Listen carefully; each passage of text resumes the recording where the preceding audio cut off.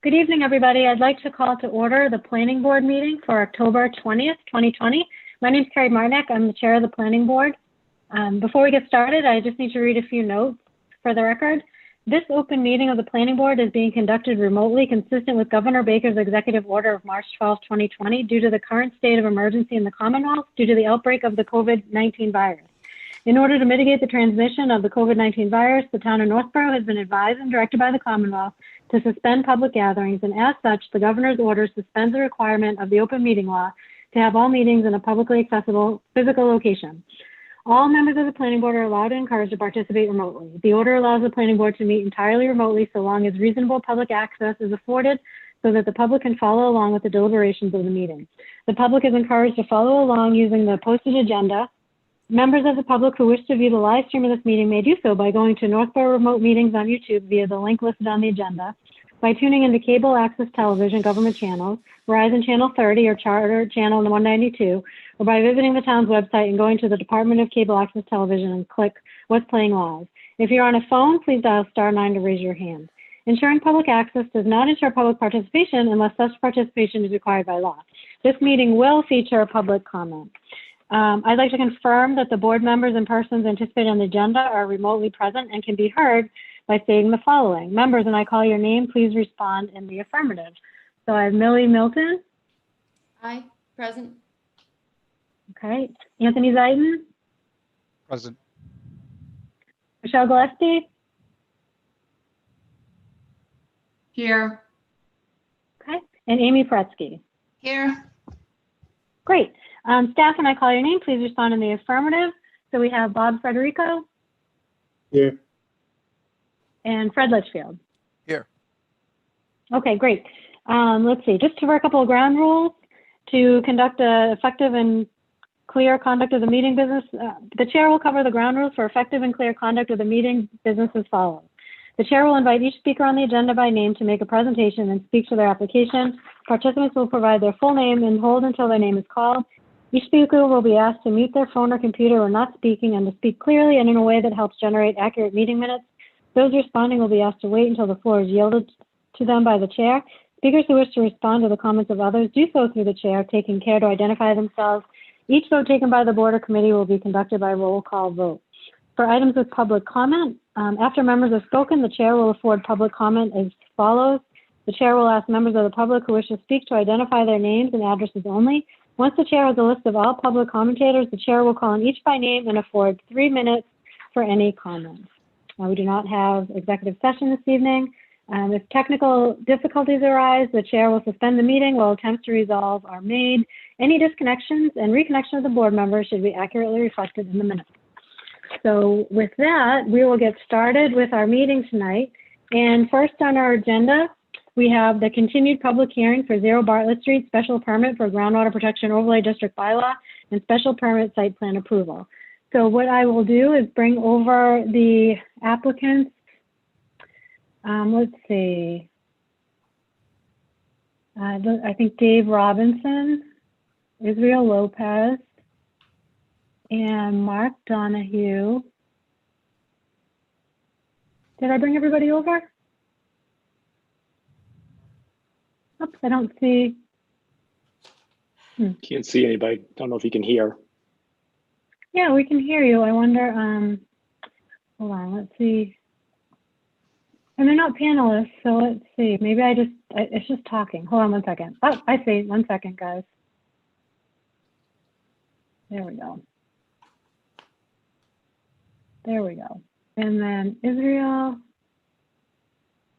Okay, so let's see. So I have Mark, I can see. I don't see, oh, and Robert, you must be as well. Okay. So I only see Mark, but Israel, are you there? I am here. Okay, and there we go. And there's Robert, and then Dave Robinson. Can you hear us? Oops, there you are. Okay, great. We have everybody. Okay, welcome. So we recently received some materials on our last, during our last hearing. We had a couple of items that we talked about getting further information on, and that included information about the snow removal plan, the traffic, the driveway, and then one other question about changing the size of the plan. We received a couple of PDFs yesterday. I don't know if the applicant prefers to start with one or the other or to speak to it. Sure, if I might, Madam Chair, Mark Donahue on behalf of the applicant. Sure.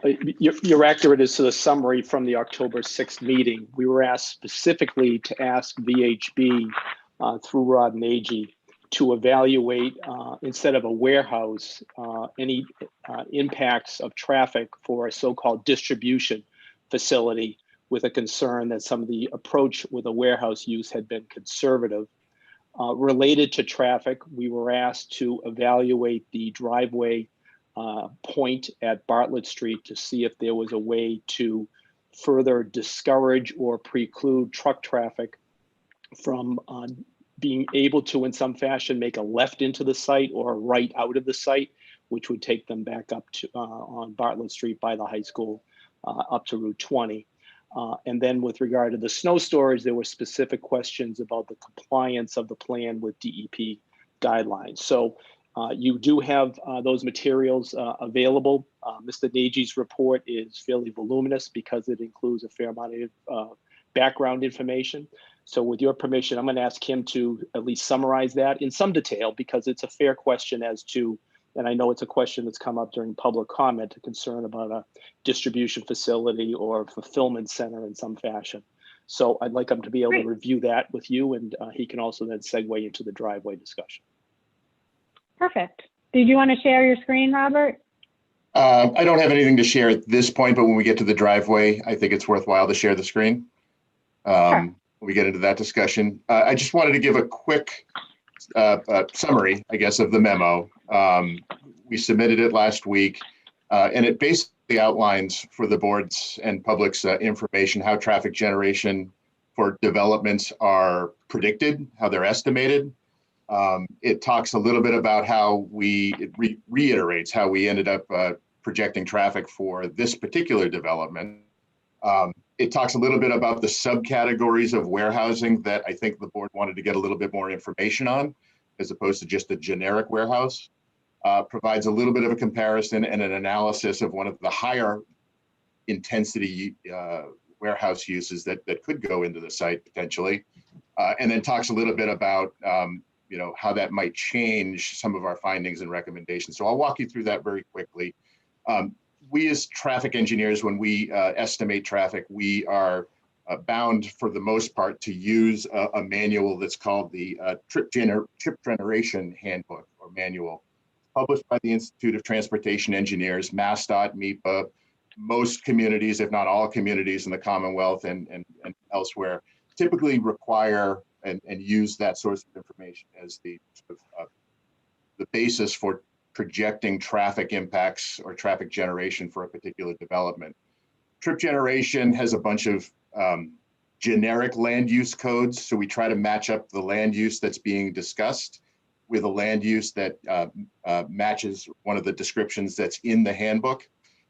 Typically, we use a generic use. In this particular case, warehouse is what we ended up using because that was what the project was presented to us as.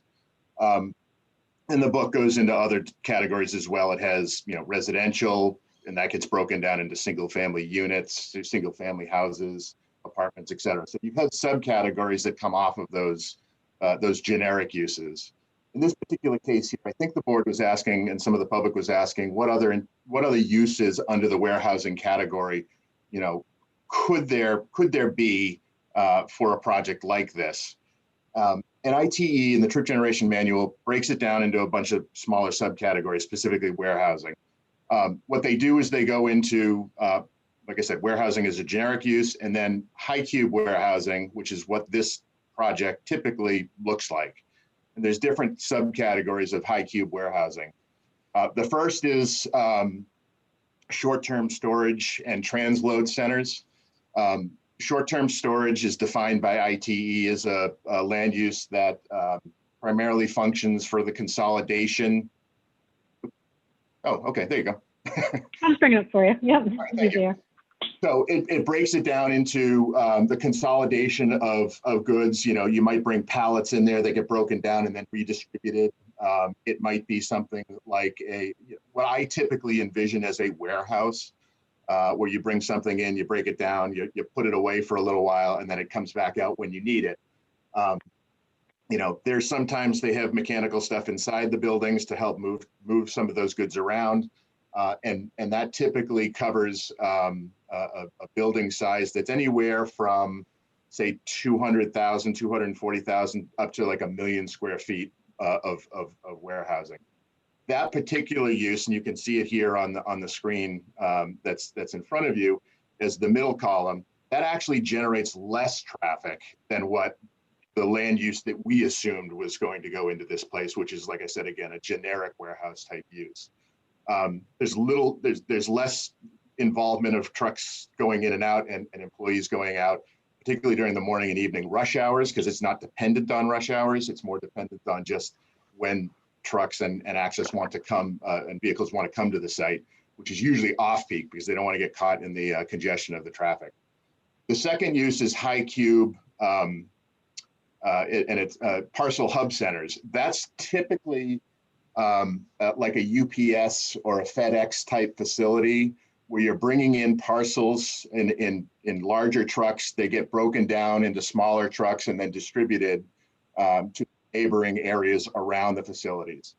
A parcel hub warehouse can run anywhere from 220,000 square feet up to 360,000 square feet from a size wise. So it's a little bit bigger than what this project is being proposed as. They typically like to have truck storage provided on the site so that those vehicles can get turned over in the morning and they can be distributed out. Again, this particular site that we're talking about here doesn't necessarily match up with that, but we wanted to show you what it could be if for some reason there was, as I think, Chair, you had mentioned before, what is the high end of the bracket on traffic generation for this? The other site, the other use we didn't really consider is a fulfillment center. And I think there's a lot of buzz around the world right now with sort of the Amazon approach to distributing traffic, distributing goods. Fulfillment centers are broken up into two different kinds of uses. One is the storage and distribution centers. Those are typically 1 million square foot buildings where they have all their typical goods stored inside there. They take those trucks and they distribute them out to the different roadways. This obviously clearly as a 1 million square foot building is not what we're proposing, not what this project would match up and look like in any way, shape, or form. So we somewhat discounted that use as it's not applicable in this particular case because of the very different looks. So the trip generation summary that you see in front of you is essentially the breakout of how we looked at this. We looked at the column on the left, warehousing from the traffic study. It's 151,000 square foot warehouse building. And the numbers that we included in our traffic study are, as you see there, there's 43 morning peak hour trips, 46 evening peak hour trips, and over the course of the day, about 280, 285 trips coming in and out of the facility.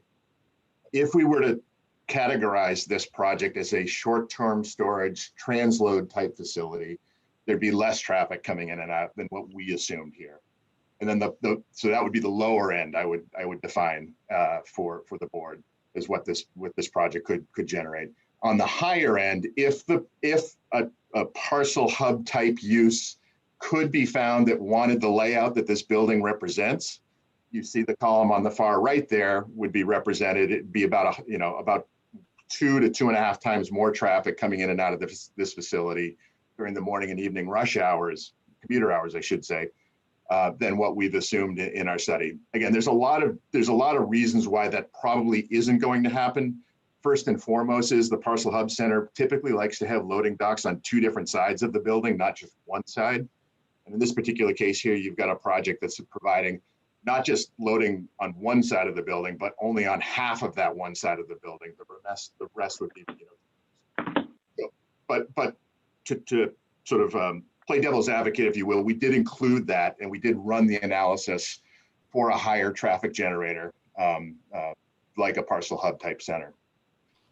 If you if you scroll down, there's actually, I think there's actually pictures in the memo of what those facilities might look like, and I won't get into those. That's actually the picture right there is the Parcel Hub Center in Northborough.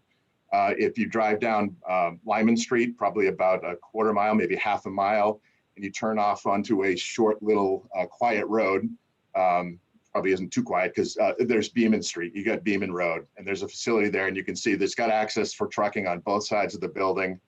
And it's got parking around it, and flow can come in and out of that facility. And I think to some degree, a lot of the truck traffic that the neighborhood and the town sees coming in and out of that area is generated by this and some of the other developments that exist down there, which again, aren't the exact same land use that's being provided here. That all said, and there's the Amazon fulfillment facility, which is located down in Fall River, New Bedford, Massachusetts. It's zoomed back so far you can't really see it, but there is literally about 700 trucks parked on that site in surrounding a 1 million square foot building. And I think we can all agree that that's not what we're proposing here for that. And then again, if you scroll up, there's just the description of the transload facility right there, but there's no picture that went along. So what we did with that information is we took the higher traffic generator, the Parcel Hub use, and we added that into the traffic network that we had previously developed. Now, the traffic network, as we mentioned before, includes all the background developments that were identified through discussions with the town. It includes probably 7 or 8 different projects that are either yet to be built or are vacant in the area. And we included that in our analysis. And we then took the higher traffic generation for the Parcel Center, added it onto the roadway system, assuming that there were no turn restrictions at the driveway, so that the traffic would go where we believe it wants to go without any restriction, which means that some of the traffic is going to turn right out of the driveway, some of it's going to turn left, and some of it's going to arrive and depart from those directions. And we analyzed the different intersections out there to see if there was any tangible, noticeable difference in the operations. What we found as we went through this was that there was a slight increase in delay, particularly at the Lyman Street, Bartlett Street intersection. But interestingly, you might recall when I first presented to the board, there was a question as to whether or not the intersection of Lyman Street and Bartlett Street warranted the need for a traffic signal. And at the time when we first looked at it with the lower traffic generation numbers, it was right on the cusp of meeting the requirements for a traffic signal. That doesn't mean you have to put a traffic signal in there, but it just says that you're just below the need to put a traffic signal back into that location that may end up having some benefits to traffic flow in that area. Well, with the higher traffic generator that we analyzed, the Parcel Hub type center, in addition to all the additional background traffic that we included into our network, we determined that there actually is at build out the need for a traffic signal at that location. I think that's an important difference, that should this project generate at a higher level than what was originally assumed in our warehousing generic use, and you include the background traffic from all the other projects that are potentially planned and permitted to come in out here, that intersection could meet the warrant for a traffic signal. It does meet the warrant for a traffic signal. And then that point in time, we then turn it back over to the town to decide how do you want to approach that? Is that something that the town wants to see there? Is a traffic signal a good idea? Is it not a good idea? And what would be the mechanism for ending up having that traffic signal advanced beyond just the theoretical idea and put into place? So that's the summary of the traffic memo that we ended up pulling out and submitting to the board. I hope that was relatively short and clear, but I wanted to make sure that you understood where some of the differences were in the low end, where the high end was, and where we ended up selecting the warehouse use that we think most accurately represents what's going to go into this particular facility. And we as traffic engineers still continue to believe that that's the right traffic numbers, but should it be a higher traffic generator, there is the need potentially for some additional infrastructure improvements in the area. That said. So just quick, go ahead. No, I was going to move on to the driveway discussion, but if you have a question about this. Oh, yeah. Just quick clarification for the background developments. Did you also moderate them at different levels, or are they still at the warehouse level in your comparisons? So when I look at this, this is purely just this particular property, but not the impact if everybody, so I don't think there are tenants at the 330, 350. So if everybody did a parcel hub center, we don't have that information here. No. And again, those weren't what was proposed for those projects. Again, those were generic warehousing uses. So we took the same approach with them as we took with us. That those projects we assumed would be warehousing type uses unless they were specifically marketed elsewhile. I think there was one project that was half office, half warehousing. So in that particular case, we broke it out between the two different uses there. The 300, I believe it's 301 Bartlett, which is there today, but it's vacant for the most part. It's another project that's probably right next to the proposed project. We modeled that using the same column on the left there, the warehousing type land use, not the higher end. But again, the project, so this project's impacts, whether they're the lower end, the middle end, or the high end, the impacts themselves are relatively consistent with I won't say minimal, because I do know that there's some questions about the level of impact. But this particular project here, the roadway infrastructure that's out there today, from a capacity perspective, can handle it with the minor adjustment that I won't say minor, but the adjustment that I mentioned before, which was the traffic signal being put at that one particular location. Okay. Do you mind if I see if the board has any questions before you move on while it's fresh in everybody's head? Sure, and I can certainly talk a little bit, like I mentioned, about the driveway design as well. Okay. All right. Does anybody have questions about what was just presented or what you read as part of the memo? I have some questions. Sure. Do you want me to keep the screen up for you, Melly? Is that helpful or no? That might be helpful for one of my first questions. Just out of curiosity, one of the things that I noticed, and I don't know if it's clarified in here, but some of the data that you used came from the traffic study from the 9th edition, which was 2013. And then some of the data came from the newer edition, the 10th edition study, which was 2016 or? I think it was like 3 years ago. Yeah. Yeah, so it was more recent. Was there a reason for the differences in which studies were used for what numbers, or just? So the 9th edition, which was the one that we used originally, I believe, with it, didn't really change between 9th edition and 10th edition for the generic warehouse type use. What ITE did was they ended up going out, because they had heard several comments from the public that there are different kinds of warehousing that's out there, and in their 10th edition updated that. I actually included in this memo, and I believe a resident also had brought it to the board's attention as well.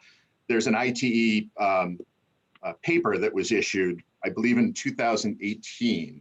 Yeah. Talked about the different kinds of warehouses that exist out there, to which VHB, our company, and one of my colleagues was a co-author of. We ended up using that to sort of help describe the different uses out there and the different types of warehousing that could go. That paper actually is really well written, and it was brought into the 10th edition because there were so many questions. There's not a lot of data supporting it, but it does provide, I think there's only like 3 or 4, in many cases, 3 or 4 different locations that were gathered and used in the study to help create that the traffic generation estimates for those sub-uses. Okay. But it does provide a really good explanation and description of the different types of warehousing uses that are out there, both from a size perspective. I found that helpful. I have a couple more questions on the type of vehicle study that you guys originally did.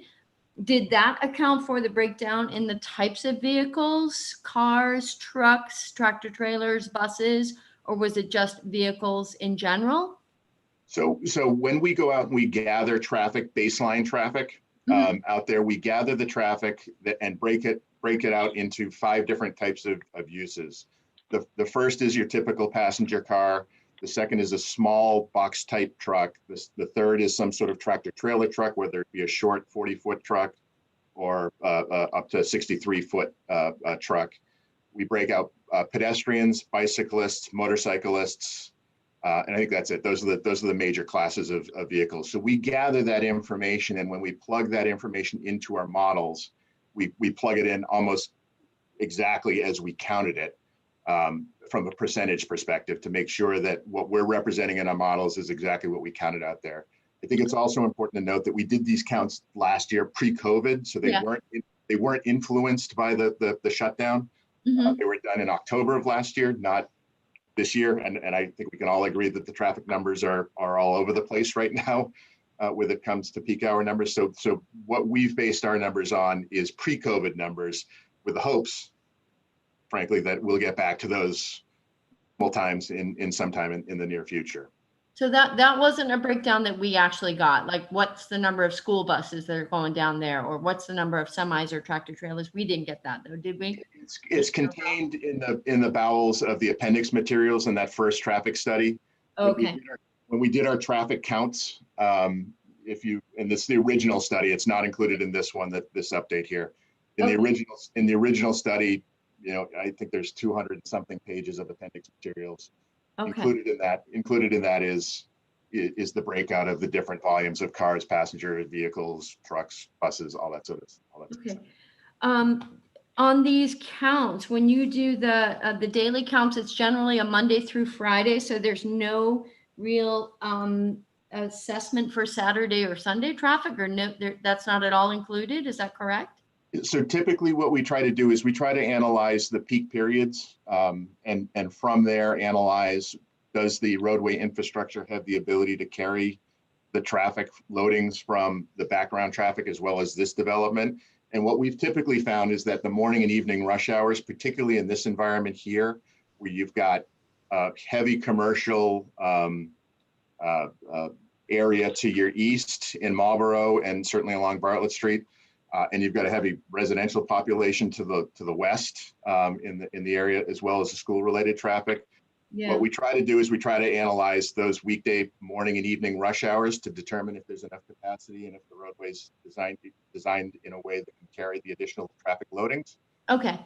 Weekend traffic generally is significantly less out here. Challenge that. If we thought it was going to be heavier, we would have recommended looking at Saturday conditions. Okay. No, I just know that as when they ask for a percentage of what percentage will this increase, if you add in weekend traffic, it could be misconstrued as increasing it by less. Agreed. No, in this particular case here, we're looking at our traffic loadings, which is about 43 to 45 cars if you use the original assumptions, to the higher numbers to 100, 125. You're at the end of the day, you're looking at probably a 1 to 2% increase in traffic loadings along the roadway associated with the particular project that we're talking about. Yeah, the only thing that I would want to comment on is that when I added up all of the other projects that are already approved and haven't yet started to come on board, it does add a significant amount to the peak traffic when you add them all up. It does. It does. This is on a smaller scale, but adding them all up, it's a lot. I don't disagree with you on that. Those are projects that we had to take into account because they were already planned and permitted by the communities, and they are considered background projects. They don't directly impact this project, but so we just analyze what our impacts will be. Sure. On top of those. Yep. And one more quick question is when you guys do the daily trips, you're calculating that on a 24-hour basis, even though, or an 8-hour basis? It's calculated on a 24-hour basis. And again, it's an average of a number of different facilities, some that operate at 24 hours a day, some that operate within a confined, morning to evening type operation. So what we look at is this is an average. Okay. It's an above average, I should state. We don't look at the average. What IT produces is not just the average number; it's an above average number. But it gives us a range for assuming what the daily number will likely be. whether that's over 24 hours, over 8 hours, or however long the business is open is not how we analyze it. That was it for me. Any other questions from board members? I just have a while quick we're on this? question. I just have a quick one. You might not see me, Sure, Carrie. Amy. Yeah, I didn't, but My yes, question okay. is for Fred, actually, or Bob. And he talked about the possibility of a traffic light at Lyman, and the town would have to look at it. Who usually pays for a traffic light? I was just, Northborough Crossing had one put in, but the other one I think might have been paid by the town or the state. I was wondering who generally pays for the traffic lights? If Bob or Fred are there. I'm here. In the case of the Wegmans Plaza at Northborough Crossing, there Yeah. was a requirement for the traffic lights to be installed by the developer on Route 20 as part of their state highway permit and MIPA. There was then a light requested for the intersection of Starbucks and Burger King inside on the driveway. That was also paid for by the developer and connected through some new technology to the light on Route 20 coming in. And then the approval of that site plan had a clause in there that after a year or two of operation of the site, if the second driveway closer to Davis Street met the warrants for a traffic signal, the applicant at the time was required to put in the traffic signal there. The initial assumption was that it wouldn't meet the warrants. They did put in the conduits when they were rebuilding the road and adding the driveway. And then lo and behold, a couple of years later, it did meet the warrants and they were required as part of their original permit to install the traffic light. So that was paid for by the developer on each of those occasions. I'm just wondering if we should consider that too for this, if we go forth, depending on what the board decides. Because, this is the smaller warehouse, but Gutierrez has built all the warehouses on the street combined. So even though this is one of the last ones, it might be something, if needed, like you said, a condition, if it was needed in the future, it would be part of the plan. It may be something that you could discuss with the applicant. Okay. And the second question I had was, I did watch the earthworks the other night, and it was mentioned that there were people looking at 330 and 350 Bartlett. And we talked with the traffic study that we didn't know what would be there, but there are tenants that are looking at it. I was wondering if you or Bob knew who the tenants were or what type of business. Is it a warehouse or a parcel hub?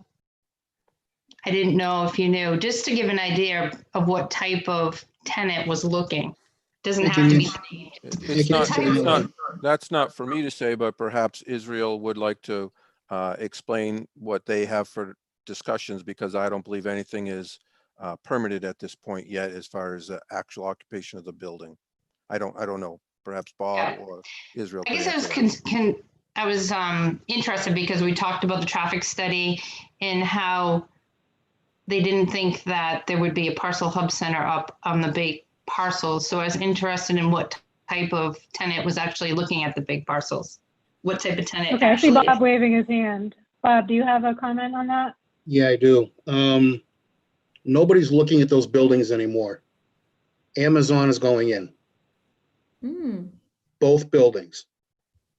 They are fully permitted for the building and all the other things they're doing to the property to get them up and running. They're on a fast track. They are going to be more of a short-term storage and transload center as opposed to a parcel hub center.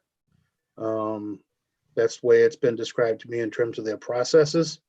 But that is what they are intending on doing. I don't have any kind of account on trucks or vehicles coming or leaving that property. What property was that again? 330, 350 Bartlett Street. The two big warehouses on the hill. Okay, thanks, Bob. Okay. All right, I guess I was trying to see who it was to take into consideration the traffic and the light and all that. All right, thanks. Any other questions from you, Amy? Anthony, do you have questions? I have another just quick question on page 23 of the guess it's the executive summary. I don't know if we can flip to that. I just want to make sure I get I'm understanding it correctly. Oh, sorry. Am I on the right? I'm making everybody nauseous here. Page 23, Millie? Yeah, keep going all the way down. Yeah, keep going, keep going. Oh, here we go. All right. Going. Everyone close your eyes. Ooh, keep going. Yeah, I just wanted to make sure that I'm reading it correctly, that based on the breakdown for this use, they're going to be looking at page. Carrie, you have to go back up to 23. I think that's it right there. Yep, that's it. Okay. So when it says percentage of daily vehicles on the data site subset, the 5 plus axle trucks, that's the semis, right? The tractor trailers. Is that correct? That would be, yeah, that would be defined as tractor trailer trucks. Okay. In that particular case, yep. And they've been separated out. So it's looking like they're composing about 20% of the traffic. That would probably be right. And again, I don't know the specifics of this table and what it's referencing. Just doing a quick read while it's on the screen here. Okay. But yeah, I mean, that to me, that feels right. It's about 20% of the total traffic load. Would likely be for a use like a transload center would be tractor trailer type trucks. Okay. All right. I just didn't know why they separated the 5 axles out from the regular trucks, and I just want to make sure if I understood it, if they weren't. I think that's because to be fair and honest, I think that's what drives concern with people, and they want to make sure that those are considered in the overall analysis. Again, when we get back to the models that I talked about, that we're considering those, which we are. We're considering a higher percentage than a typical office building, if you would. Recognizing that some percentage of the trucks are going to be heavy trucks versus the smaller, lighter trucks Okay. that are referenced in that middle column. So the 19 is the percentage of all trucks, not all vehicles. That's, I believe that what that reads is it's 19% of the total vehicles. I think it's important to note that Mr. Nagy is not the author of the report that we're reading. So it was prepared by somebody else. Oh yeah. For an overall study 4 years ago. So I think you have to be a little sensitive to asking him what it means when he didn't write it. Okay, I'm just trying to understand if what we're being given is making sense the way I think it is, but I'm not sure now. Okay, that's fine. Okay. Any additional questions from you, Millie? No, that's it. Okay, Michelle, anything from you?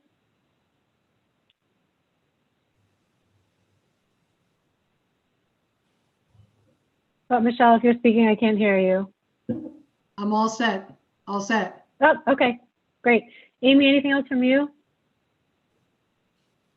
All set. Okay, Anthony? All set. Anthony? Okay.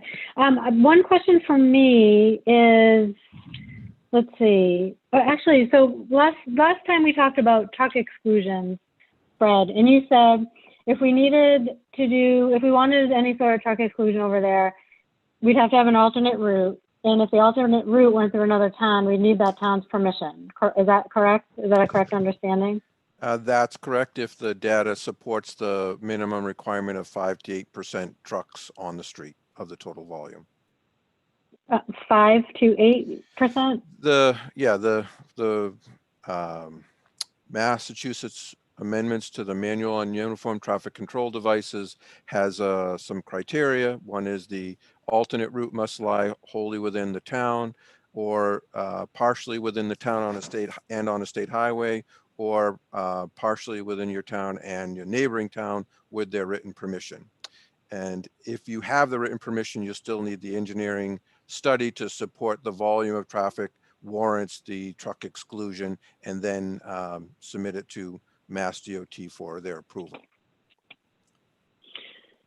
Could a truck exclusion go in on a partial portion of the road, like before getting up to Lyman Street, before the turns? Could there be a partial truck restriction?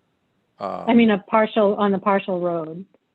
Let's say, for instance, between Bartlett Street at Lyman Street and Bartlett Street at Route 20 would be excluded, Yeah. and the other portion of Bartlett Street would be. That is an option. If the trucks that travel that portion of the road meet the criteria, and then the alternate route would have to be down, continue on Bartlett Street to Hayes Memorial to Route 20, or along Lyman Street to Route 9 to South Street, and then back into Northborough. And both of those would require written approval by the neighboring communities of Westboro and Marlboro. There is a caveat. Go ahead. There is a caveat that trucks with a destination to or from a location on the street that's restricted, whether it's before or after where the limits of the restriction are, would be exempt. So, Wait, for I'm sorry, instance, say that one more time. Okay. for instance, a truck traveling from Route 20 to 330 Bartlett Street would be exempt from the truck exclusion if they were traveling back to their main building.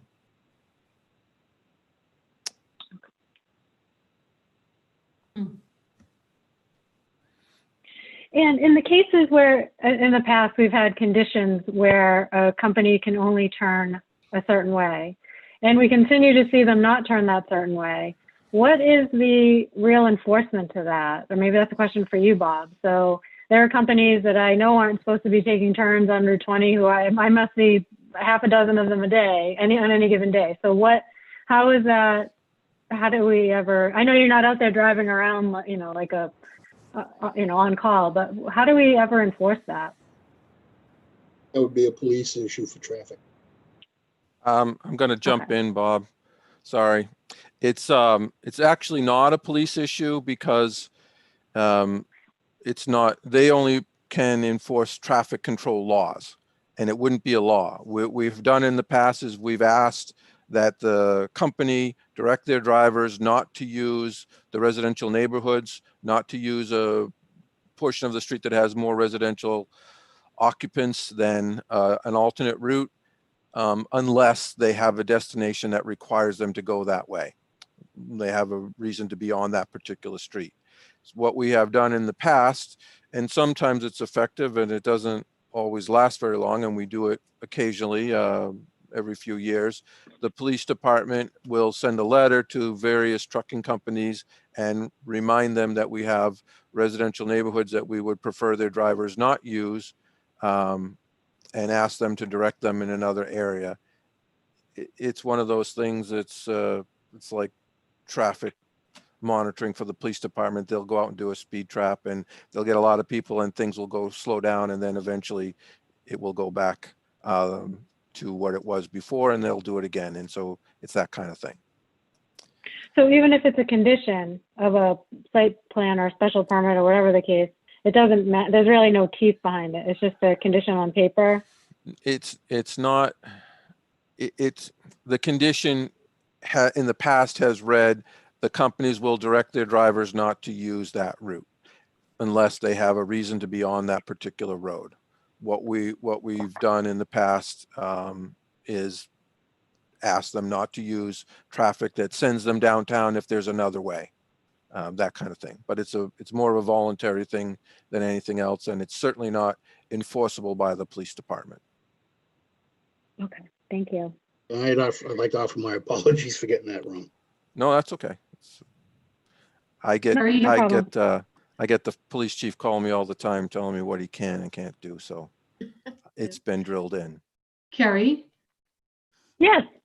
If I could just add to this, I noticed that in Boylston, on Sewall Street, they have the big signs that you'll see up now where the towns or the state are sending electronic messages out about COVID. They're using that type of signage to keep the Amazon trucks off of Wall Street.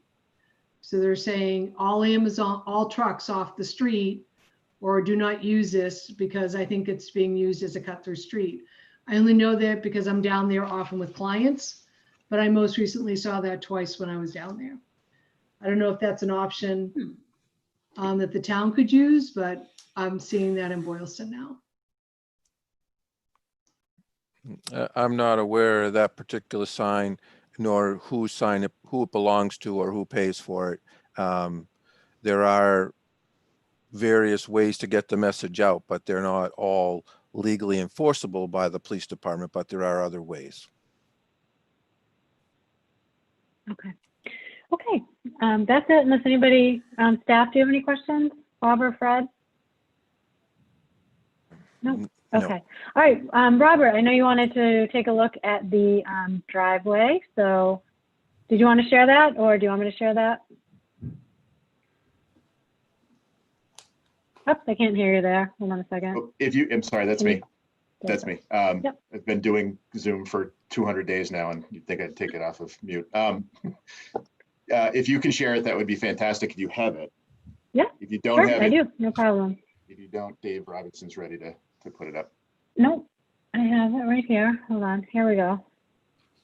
This Okay. is a one-page document. Yep. It was just a one-page PDF. So again, going back to last week's and some of the prior meetings, and germane to the conversation that we just had, there were some questions about the enforceability of a right turn restriction at the driveway.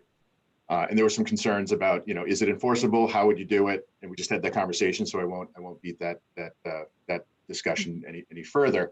So what we did was we worked with the site engineer, Alan and Major and Dave, to develop a driveway alignment that pushed traffic to the east, if you will, physically, whereas a truck coming down, and I know it's subtle, it's hard to see on this screen here, but it used to be that the driveway came straight out and intersected at a 90-degree angle with Bartlett Street from the point where it crosses the MWRA line at the top of the screen there.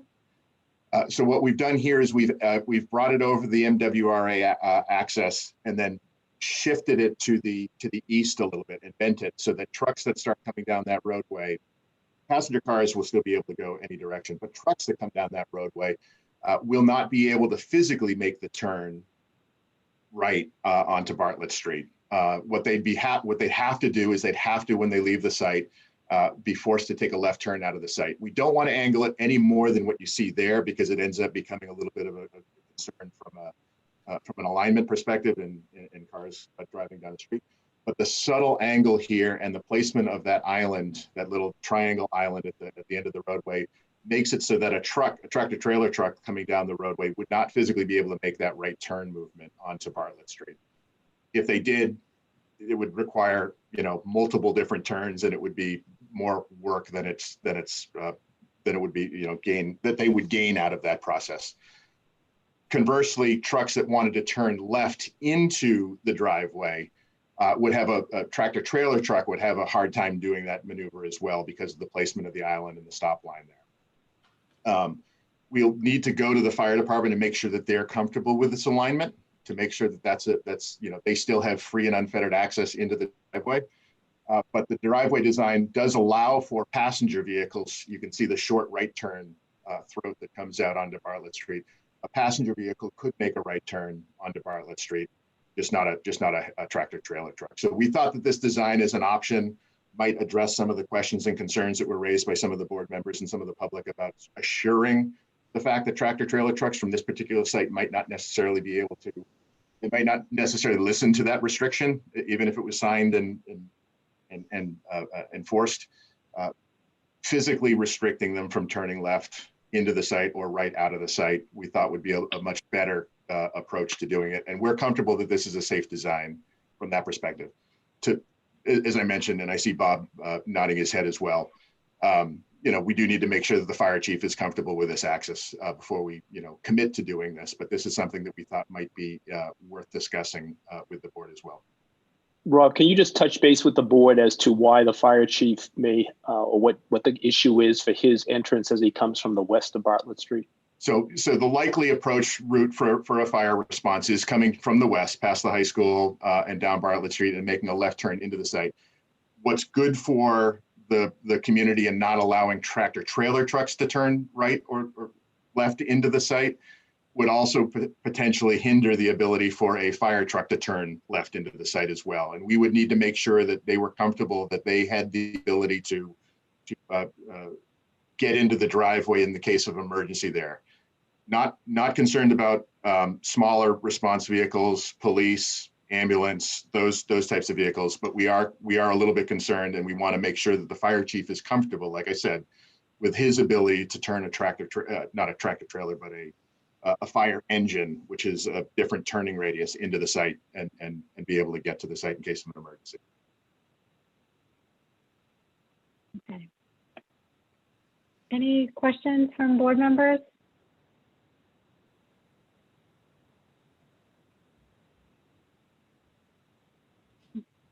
Nothing. I just have a question.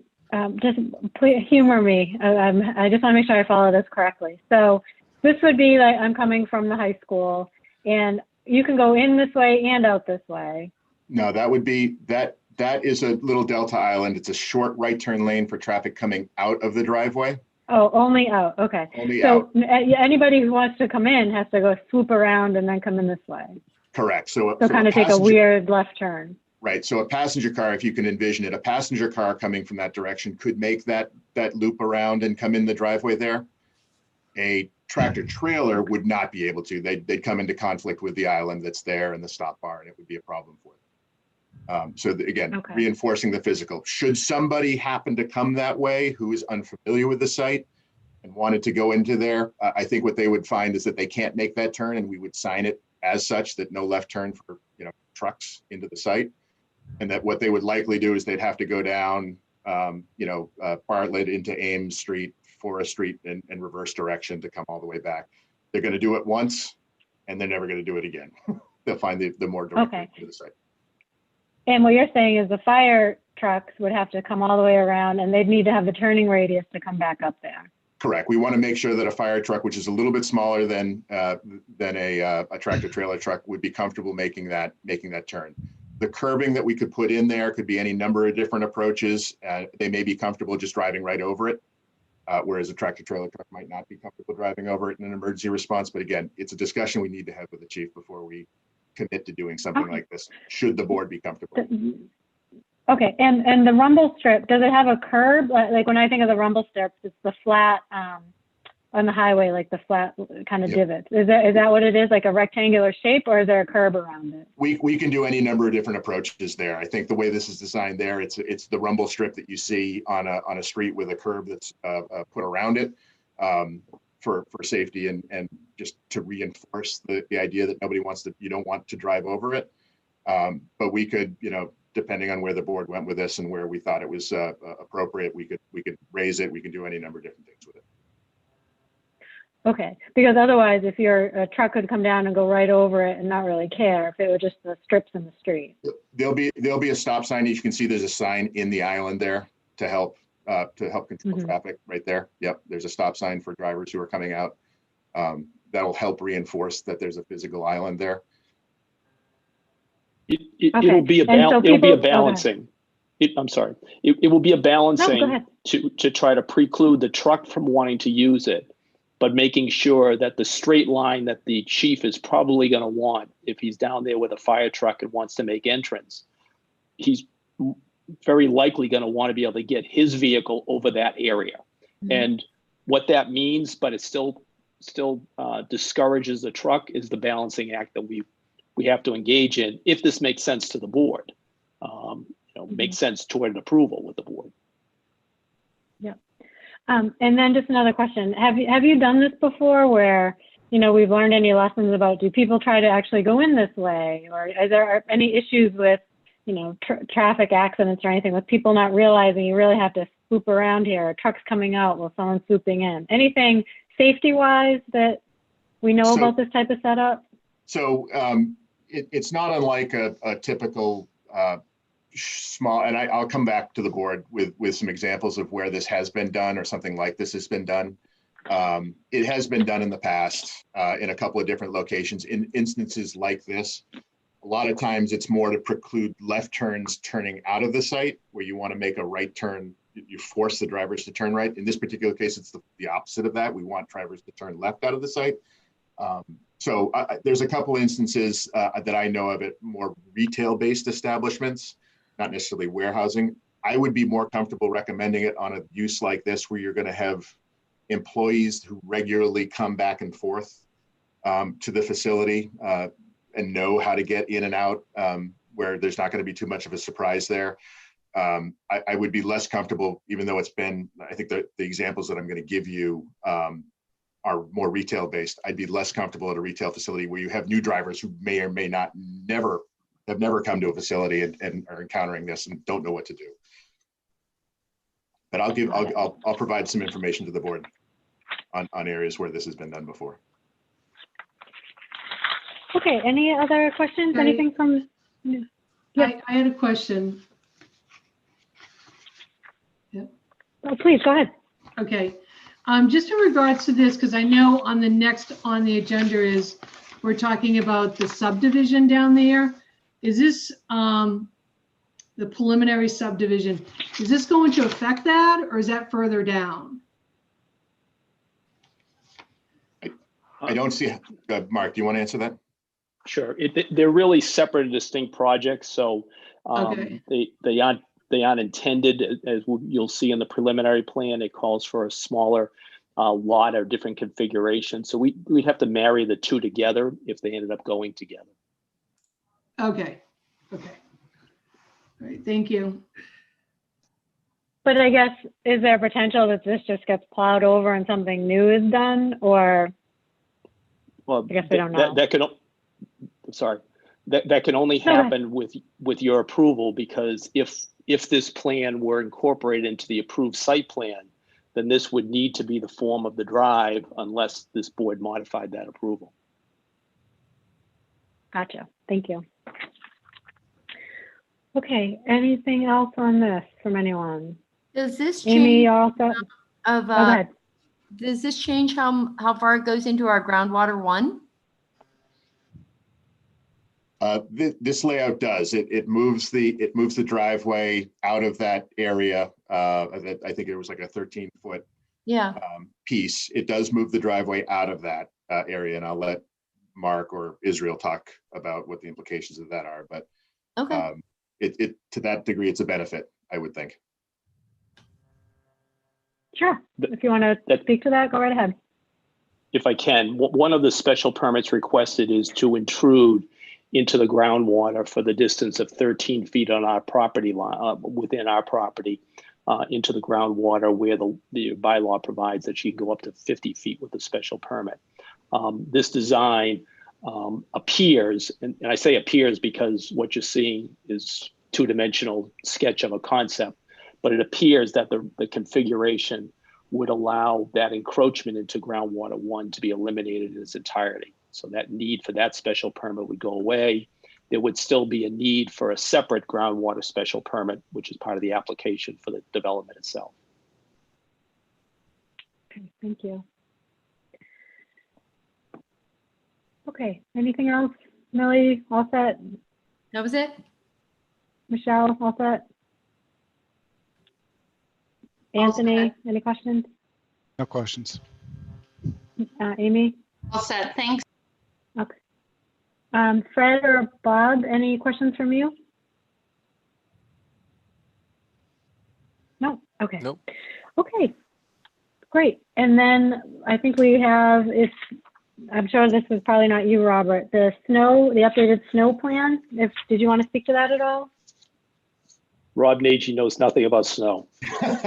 Figured But not. Dave Robinson I've knows lived it. everything about snow. So Okay, he Dave. has prepared and submitted a summary report that I'd ask him to review with the board, comparing the DEP snow disposal guidelines against the plan and walk through it. And it might be best if he's able to pull a plan up, if he's able to. Sure, at his go phone. ahead. So, Yep. David? Are you able to do that, Dave? Yes, just give me one moment, please.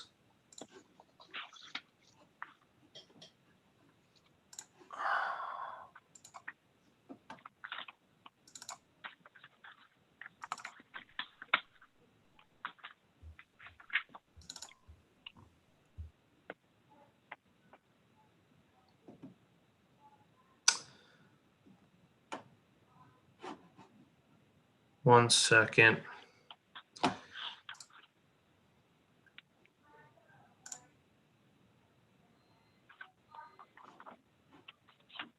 Okay, can everybody see the snow storage plan, the revised plan? Yeah. Yeah. Okay, so basically what we have here is our revised snow storage plan. As you'll notice, this line in green here is the 50-foot buffer from the wetlands, and is recommended by the DEP to maintain a 50-foot vegetated buffer that would be grassed or any kind of shrubs or trees between the snow storage disposal areas, which are located on landscaped areas, and the wetlands. So our primary snow storage areas are highlighted here in red. They're typically on landscaped areas which are inside of the curbing of the project site. So if snow is stored in these areas, it will melt and infiltrate into groundwater, which is recommended by the DEP. If these are the primary areas, so if these primary areas become filled with snow, if there's a heavy snow, or if it's a cold winter and not a lot of snow is melting, these areas highlighted in blue, which are located on paved or impervious areas, are the secondary snow storage area locations. And as you'll notice, all of these areas are located outside of the 50-foot. And I will say one thing to note is we had a I apologize, I pulled up a slightly incorrect plan. The only difference is this should be a primary snow storage area over here by the loading docks. It's highlighted in blue. Mm-hmm. The plan that we sent you was highlighted in red, but I quickly pulled up the wrong plan. So this is a primary storage area. Okay. Okay, any questions, members? Amy? So with that area that you just showed us in blue, Yep. if you have a tenant there and those are his bays, he's not going to mind that you pile snow in front of them? I think the purpose of this plan is to show the maximum location of areas and square footages that are possible on this site. So if this, for example, if there's a tenant down this end and this is a primary snow storage area, but there's not a tenant down this end, we could shift it here. Again, this is only if we get a crazy amount of snow that we can, if it's deemed acceptable, we could store it here, but it's not necessarily, the first area that's going to be stored. Again, in accordance with the regulations, as it's stated in the notes here, if there's too much snow on site, it needs to be removed. And that's across the board, across the Commonwealth of Massachusetts. So that's not a hard and fast area. It's not a definite that snow will absolutely be stored there all the time. It's more of a plan, an exhibit to show what the maximum snow storage is and prove that we do have sufficient snow storage area outside of that 50-foot vegetated buffer. Okay. I would have had the same question for the red area along the side of the building because that's where the landscaping and the trees are. So if you're pushing all the snow and salt on top of the landscaped area, that's not going to bode well for the trees. For the DEP regulations, it recommends that you store snow on a pervious or landscaped area so that it can melt and recharge to groundwater. So that's what we did. Yeah. Okay. When I look And at it, it looks a little. it's not, there's other areas that are not, that have grass instead of plantings that are, more preferred. Again, this is just the maximum amount that can be stored on site. It could be that we get a very light winter and most of these areas aren't even used. Okay. A couple of them too on the parking lots, when I looked at the grading where you had your mouse over that area where the driveway comes up, that grading also looks like it goes up a hill. That and the other red one on the tail end, the grading goes up. So you're going to push it up the hill. It's a small hill maybe, but. I'd say that's a very real possibility to push it up. Yep. Okay. It just seems a little tight, but that's all the questions I have. Thank you. Okay. Millie, any questions from you?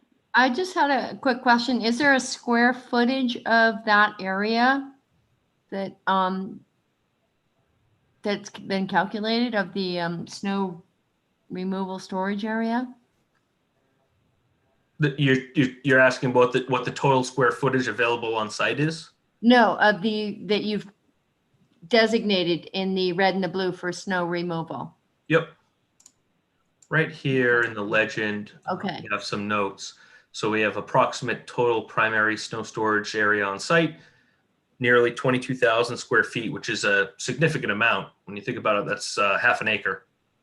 Okay. The amount of snow storage. And then the secondary, which is the areas located on paved areas, is about a quarter acre. Total available on site is about 3/4 of an acre. That's a significant amount. That could be 3 or 4 times what you need in a season, depending on how the winter goes. Okay, that's helpful. It's easier to understand that, I think. Yeah. Yep. Thank you. That's it, Millie? Okay. Michelle, anything from you? All set. Okay. Anthony, anything from you? No. Okay. If you could just zoom out for a second. I just have a couple questions about this. There we go. So one question I have is oh, you can't see my mouse, so that's okay. So the section where the snow is the first red section against the wall, there you go. Getting through there, how many feet, is that 24 feet across, or like, what is that? Oh, I guess it might be on the plan. Well, actually I have it in front of you, so maybe I can see it too. Oh, there you go. Okay. It's 6,500 square feet in this. No, like for driving by, like what is the, so this all snow is filled in that area. What's the space to drive by it? It's just hard to tell. This is a 24-foot wide drive. So you can see this is about 20 to 20 feet or so. 20 feet. Okay. Okay. And then if you go to the back of the building by the guardrail there. So right there now, so the snow, this is a guardrail. Is that what that is? I believe. Correct. Okay. So the snow will just be dumped on top of the guardrail over here. I'm thinking that they'll possibly use a snow blower on the back here and blow it into these areas. It's also possible that they store it, he drives down here because this is accessible. This is a flush curb here. You could drive down here and store it in here, and the rest would be snow blown around the back. Okay. So this is also where the fire truck is supposed to be able to get through. So Correct. How do we make sure that this is, the space here, I think it was 24 feet through here, right? At least, yes, minimum of 24 feet. Okay, and the fire truck obviously is not that width, but ensuring that the fire truck can still get through here, so somebody's going to know to snow blow through this section. I'll defer to Mr. Lopez here, but my understanding is that there will be a property management company that will be in tune with everything that needs to happen out here at the site. But yes, as a fire access point, this needs to be maintained year round. Okay, and when I don't know if they have a special snow blower, but I know I've seen snow blowers and the snow just goes all over the place. So that's a lot of precision going on here. Does no snow falls down beyond this guardrail, this little section? as you can see, there's a pretty significant width between this guardrail and, you know, this maintenance path here. I mean, this is, if this is 24 feet, then this is probably also 24 feet. Okay. Typical, yeah, that's a significant width. Okay, so if you zoom back out again. There you go. Okay, and so somebody will, I keep moving my mouse so you can see it. So somebody will snow blow the entire back of the building as well? That whole gravel access way? Correct, that area, and I think this is also described in the operation and maintenance plan, but yes, that area needs to be maintained clear at all times of any snow and ice or any buildup of anything there, so that it's maintained with for access. And you know, it doesn't necessarily need to be snow blown in those areas. There are, you know, small push plows that can push the snow down back out to the front of the site. You know, so there are a number of ways for that area to be cleaned and maintained. I'll also say that this maintenance path to the around the back of the building is extremely wide, and I did a vehicle turning analysis. I could get a pickup truck all the way around this building 360 degrees. So that should be noted as well. Okay, but if the fire truck is not going to be able to get back here. No, the purpose is not for fire egress. It's, I believe, I'll defer to Mr. Lopez here, but I believe it's for pedestrian egress. Okay. In the case of an emergency. But there's no doors. Are there any exits in this whole back of the building? There's no doors? There are doors. There will be. Oh, doors. there are. Okay, great. There's one located right here. There's another Okay, one so people right can get here, out the back. here and here. So yeah, I believe it's probably I'm not an architect, I'm not sure, but I believe it's probably a fire egress means based on the length of the rear of the building. Carrie? Okay. Yes. I remember when they came before design review, we asked that for fire safety. If someone was inside the building, they could exit through the back of the building. Mhm. That's right. And that's why we asked for those doors and then a walkway around the back of the building. Oh, okay, great. I think that's correct. Isn't that correct, Fred? Yes, the elevations of the building actually show 8 pass doors in the back of the building. Okay. Well, that's good, because then this looks like it'll be blocked. Oh, again, you can't see my mouse. The front looks like it will be blocked off in a couple of different areas. So I just wondered if there'd be access in other spots to get out of the building if need be. The other thing is, in terms of, so it looks like it's up to in the notes on the side there, it looks like it's up to whoever you contract to do this, to move the snow around. How, I'm not trying to sound smart about it. How do this is like a lot of precision going on. How does a snow driver know that these are the exact places to drop snow? Like, he's not going to drive around with this plan and drop in these exact spots. How does this, usually we see just snow going to one certain area. There's not so many precise places. How does that work? Well, I think, and I forget the gentleman's name who sits on the design review board. Michelle, maybe you'll recall his name, but that's right. Yeah. I think listening to him, you'd understand that it is pretty precise, and there's definitely a methodology to the madness, if you will. But this snow storage plan is included, and just also as an aside, I mean, you know, our company manages about 11 million square feet of space. So, you know, this is a core competency. And what happens is these plans get included with the O&M plan to the snow contractor. So they have the plan, they know exactly what the intent is in terms of where the snow should be stored.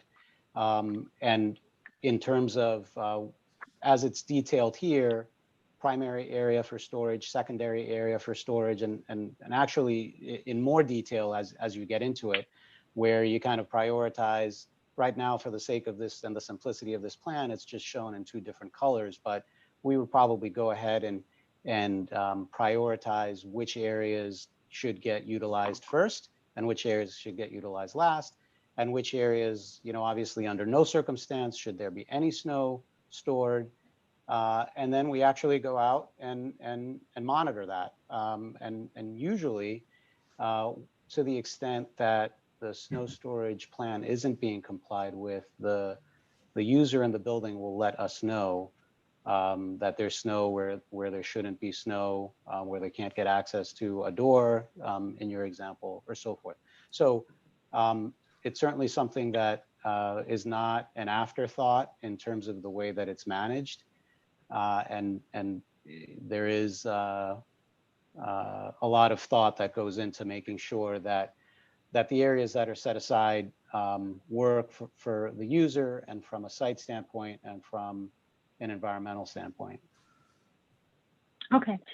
And just remind me, that where are the dumpsters located again? Are they in the parking lot? I can't remember from there.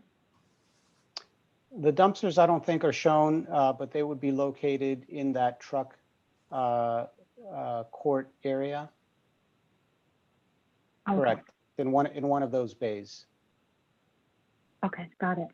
And then for all the silt fencing, is that something that stays up, or does that go away after construction? If I could jump in real quick. Typically, I've worked on other projects with the Gutierrez company. Typically, that silt fencing stays up until we receive a certificate of compliance from the Conservation Commission, and they will let us know, okay, it's all right to take it down, and then we'll go out and do that and report back to them that we've done that. That's exactly what we did on the Hayes G project just up the street from here. Okay, so I just noticed you clarified a couple of the points for the site preparation, but didn't say anything about silt fences or barriers that should be on the down gradient side of the snow disposal site. So is that something that is here or not here, or doesn't need to be here? So first of all, as I mentioned, sometimes those silt fences stay up for a significant amount of time after construction. Second of all, I would say that we provide a 50-foot vegetative buffer in all areas as shown on the plan in compliance with the DEP regulations.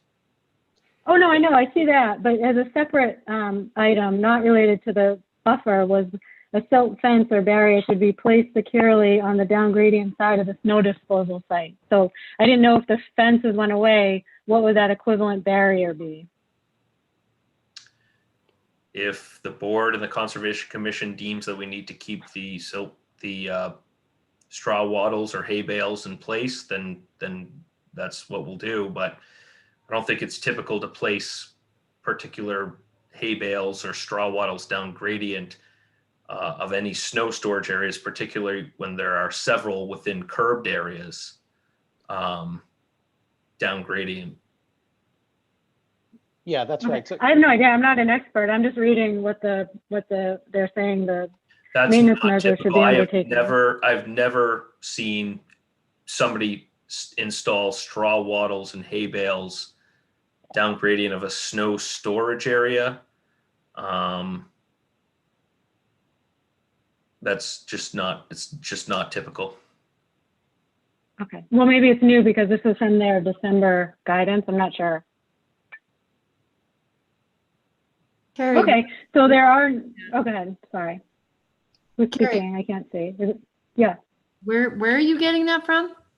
It is written in the DEP regulations. In my opinion, if you're maintaining that 50-foot vegetated buffer, that does much, much more to infiltrate the snow melt runoff into the ground. It's never going to reach those straw wattles. I would say maybe the straw wattles would be called for if you put them right on the line of the wetlands in somewhere where you couldn't maintain that 50-foot buffer. If you were 10 feet off the wetlands, maybe it makes sense to put those in. But where you have that 50-foot vegetative buffer, there's not going to be any runoff that reaches those. Okay. All right. Can you just stop sharing for a second? I'm just going to flip over to. All set. All right, thank you. So Millie, to answer your question, I'm just looking at the December 23rd, 2019 snow removal guidelines, and it's just a separate from the 50-foot vegetated buffer is the silt fence piece. I mean, I'm not an expert, I'm just reading from this sheet, but that's where I got it anyway, so they have it. I thought it was a new thing and I didn't catch it, but it's there. Okay. No, it's part of, it was included in the drainage report as well. So it's their snow disposal guidance that came out on the 23rd, and that was just one of the pieces of it. So I was just curious because it wasn't mentioned in the report we got, so I wasn't sure why, if they're just planning to keep up the fences or whatever. It does say equivalent buffer. In my opinion, that 50-foot vegetative buffer is doing all the work, and a straw wattle or silt fence isn't really going to be doing anything significant. Fred, did you want to? Yeah, hey, Carrie, I think that that silt fence or equivalent may be something that gets installed within that 50-foot buffer, closer to the wetland, to keep any sand that might be mixed in with the melted snow from migrating into the wetland. It's not a barrier for delineating the snow pile, but really to keep that sand, because that's what's left over in the springtime is all the sand. And if there were excessive amount of sand, that may be something you want to just keep out of the edge of the wetlands, but certainly within that 50 feet. Oh, I see. So it would be something like right within along here, some sort of buffer, or well, is that what not you mean, Fred? that particular case, because there's a berm along the side of the pavement, but in the areas where it's stored in a landscaping area where the sand would pile up on a grass or landscaped area, when the snow melts, it may migrate towards the wetland if it's not in an actual impervious area. So if it's on, Okay, if it's on the grass, they want to keep the sand that's on top of the grass from migrating into the wetlands if there's an area where it's being stored that doesn't have pavement and curbing in between. Okay, so this goes up on a hill. This building goes upwards? Yeah, but that area way? along the building where the trucks go in and out of the building is all paved. And the snow storage shown just north of your, right there, that's on pavement. The barriers would be only required in an area where it's not on pavement, so that the sand couldn't wash into the wetland over the grassed area.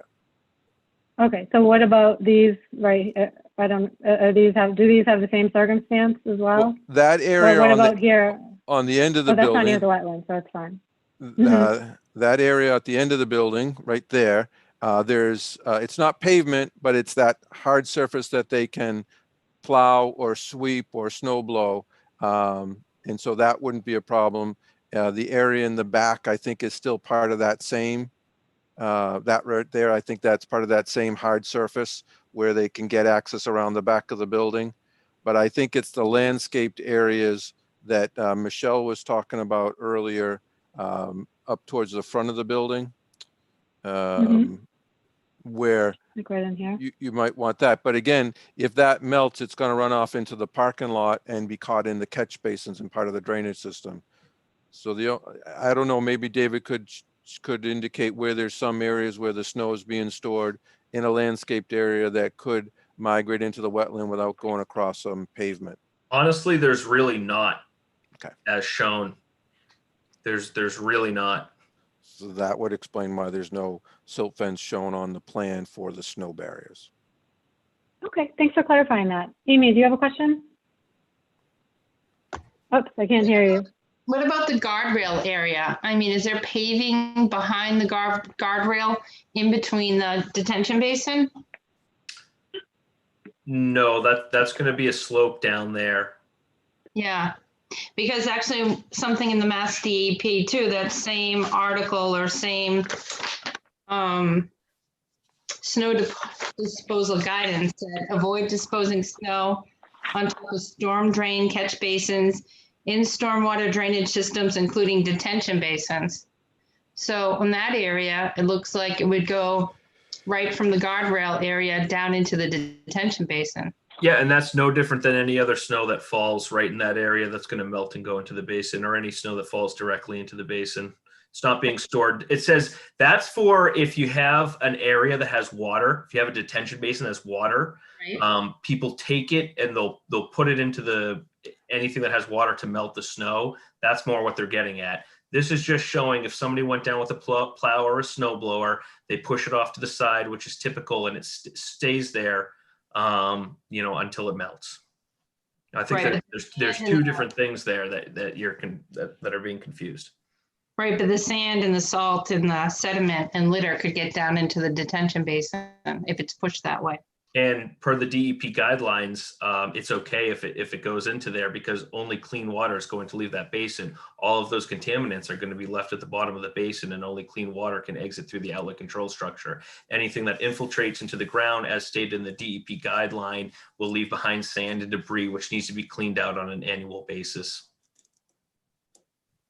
No, the second part of that paragraph says a high volume of sand, sediment, and litter released from melting snow may also be quickly transported through the system into the surface water. That's not a large area, though. If you look at that strip of area, it's about 2,000 square feet. The bottom of that basin is about 10,000 square feet. There's an extreme difference there in terms of square footage. Yep. You're never going to be able to fill that basin significantly with sand from a 2,000 square foot strip on the side of the road. But salts and salts are, as it mentions in the DEP guidelines, salts and sands are meant to be left behind to infiltrate in the ground. The ground is the greatest filter of all. That's where you want it to go. In the detention basin, they will get filtered into the surface water, into the groundwater free area. This detention basin has an outlet control structure, which is several feet above the bottom, similar to how your septic tank works in your septic system. Only clean water floats to the top and is discharged out to the wetlands. Okay. Anything else, Dan? Nope. Okay, Anthony, any questions? Just a quick question. So that access way that comes around the side and goes to the back of the building, does that go to the entirety? Could you literally drive all the way back around and out on the left side as I'm looking at this? Yes, as I previously stated, you could drive a small pickup truck around that entire building 360 degrees. Is there a guardrail along the back of that as there is on the right side of the building? Currently, there is not, because it's not anticipated that any vehicle would need to get all the way around the back. As I mentioned previously, it's primarily for pedestrian egress. Okay. And what would be a plow plan for how wide of a path would be cleared behind the building? We'd have to confirm that with the architect. I mean, my gut sense would be if I was a contractor and it's in the middle of the winter and 3 o'clock in the morning and I was plowing this, is I wouldn't take the time to make sure that snow ended up in one of the retention areas. I'd probably just plow it off to the side towards, the downslope there towards the wetlands, and even encroaching into some of that area that is, I guess, the buffer area towards the left side of that building. And I know you guys are, you manage these things. I just think it would be a very difficult thing to manage. If I might, through you, Madam Chair, I think that's Mr. Lopez's point, is that Gutierrez has other interests in the area. They actively engage reputable contractors who they are very clear what the expectations are. They find as a matter of practice that the tenants are their best enforcement, early warning system. And a contractor who cavalierly ignores the snow storage plan that you have here won't be a contractor for long. That will be an error for them, because rather than just losing one building, they could very well be losing more than one building. The compliance with the plan is a commitment that is made to the tenant who is paying the rent to be in the building. And it's one of the expectations and one of the covenants and obligations of a landlord to meet. And I'm sure Gutierrez takes it very, very seriously. Anything else, Anthony? No. Okay, let's see. I think, Amy, you are all set? Okay, Michelle, I think you said you're okay. Millie, any questions from staff? Okay. Okay, great. So I think that covers the additional questions that we had asked about. I think Millie had asked, or I think someone had asked about a possible smaller footprint, and that appears to not have been a possibility here. I think as we reviewed last time, but just to make sure, this is a smaller footprint that has been developed through the review process leading up to your board as a result of the input from both Design Review and Conservation Commission. This is significantly smaller than was originally planned for the site, so it incorporates it. Candidly, the comments that we've heard relate to traffic. It is not in the cards to have a material reduction in the size of the building. That's really the only comment that we've really received to date with regard to the impacts of the building relate to traffic. So right now, we don't see any benefit from a further reduction from where it started, which was, Mr. Lopez can be more specific, but it was on or above 200,000 square feet when the project started. I honestly don't know how that even would have fit in there, but that's interesting. Okay, thank you for clarifying that. And you declined to do a noise study, I think, last time. You did not want to pursue a noise study, so I don't think we have that. No, is there any? If I could just address the noise study. Yeah. What we have done in the past to establish the benchmark for the performance standards in the bylaw is have a condition of approval that requires conducting and providing to the town a noise study prior to the issuance of a certificate of occupancy. And that's important for a couple of reasons. First of all, it deals with the site in its then existing condition, which has obviously been subject to the construction of the building, and creates that permanent type of benchmark as to the increase in decibel levels, which are precluded from any use as tenants come and tenants go, to be able to measure that from any time to time as required. So we agree to do it, but as we have in the past, to do it as a condition of approval. Got it. Speaking of conditions, what the hours of operation, remind me that proposed hours of operation? We have not proposed any restriction on hours of operation. Oh no, what were the proposed, are there any proposed, is it a 24/7? Is it a? It's proposed in the abstract as 24/7. We certainly, once the tenant or tenants are identified, we'll be able to better identify what those hours could be in some better restriction. So that would involve trucking, trucks coming in and out 24/7? It may not. I mean, the use may be limited to a manufacturing use, which is running a third shift inside the building. And so it's passenger vehicles arriving with workers at 11 p.m. and departing at 7 a.m. and wholly within the building as required by the bylaw. It all depends on the use. But outdoor activity is proposed, it could be 24/7 for the trucks, or you're just saying inside activity? We certainly couldn't agree to, sorry. Go ahead. We're certainly not suggesting a restriction on the ability of trucks to come to the site in any particular hours. To the best of my knowledge, there is no general bylaw in town relative to precluding vehicles either traveling the public way or exiting or entering the public way in any fashion. So we'd expect it to be treated the same as any other type of industrial use in town. Okay, Amy? Not that I'm arguing it back and forth, but I did attend the Conservation Commission meetings, and it was mentioned by Mia that there is a site that's a critical site on a pond. I think it's on Bartlett Pond. It's on one of the sites, and they have lights out at 10 o'clock. And it is in Northborough. I can't remember off the top of my head because conservation was back in January. But I know that was a discussion that they had during conservation because of the wildlife and the wetlands and the animals. But it has happened in Northborough where I don't know if their trucks still come, but they said lights out at 10 o'clock.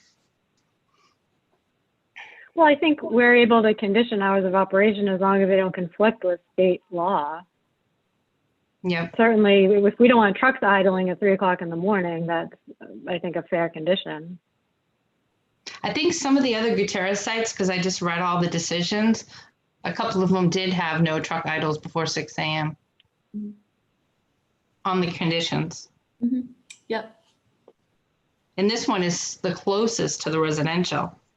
So there definitely should be a condition on early morning truck idling.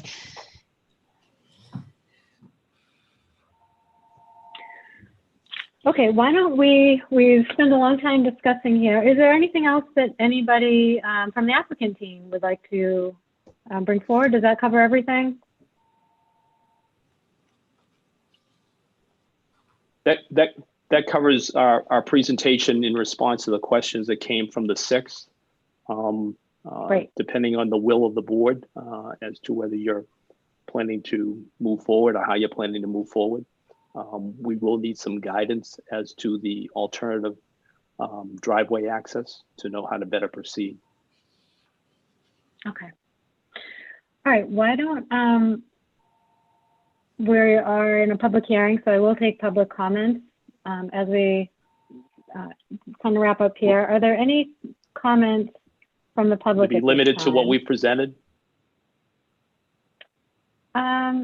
Yeah, I guess for the most part within reason. I think all of it's kind of related, so I'll use my discretion on that. Thank you. Let's see. I'm going to start with someone's had your hand up for a long time. Cameron Folsom. Cameron, you're allowed to talk if you can hear us. Can you hear me? Yes. Hi, sorry, Cameron is my son. This is Laura Folsom. I live at 4 Laurel Avenue here in Northborough. I just want to say, I initially put my hand up based on Fred's statement that the police cannot prevent the trucks from going from Northborough coming up into Bartlett. And as a neighbor in this community, I have seen so many trucks racing up and down Bartlett. I just find that very disappointing. Looking at the table, actually, we'll back up. Robert, you had talked about peak periods that you talked about for your study, but I do remember Mr. Lopez and Mr. Donahue talking about the 24/7 use. And so these hours of operation versus peak periods, I think this is just going to be a lot of trucks a lot of the time.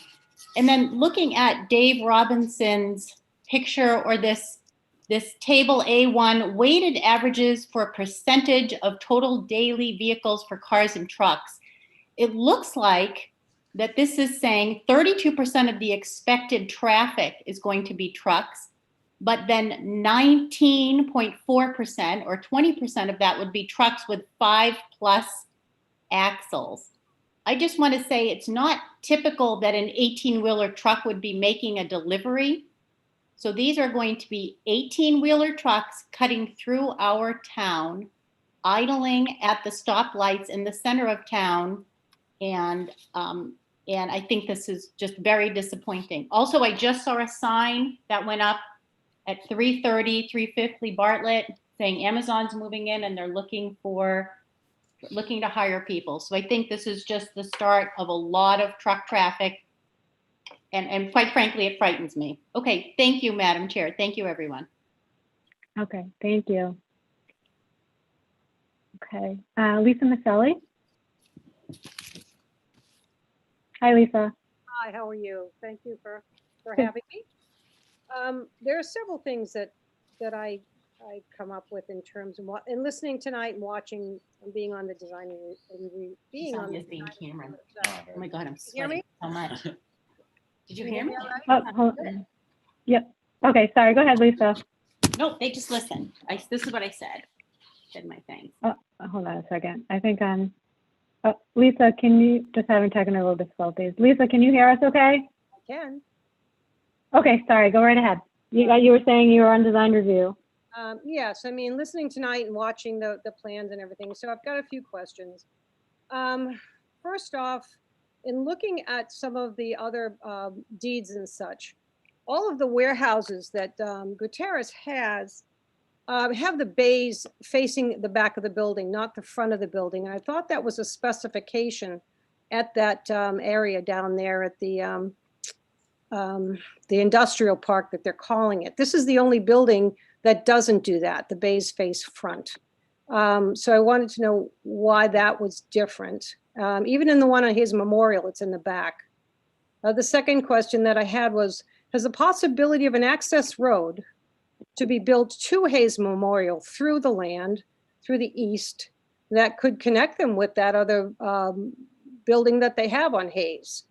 That could certainly free up a lot of the worry about taking the left or right-hand turn. Are there other conditions in place for those other 3 warehouses on Bartlett that they built that have the hours? I think Amy talked about it. So hours and driving and such. And then finally, A. Dewey Pyle does a pretty good job of following the conditions that they agreed to. They probably are the only trucks that I don't see coming down Maple Street anymore. And I don't understand why they can comply with conditions, but we're not expecting anybody else to do that. And if there are laws for traffic and speeding and everything else, why we shouldn't expect them to be enforced? So there you go.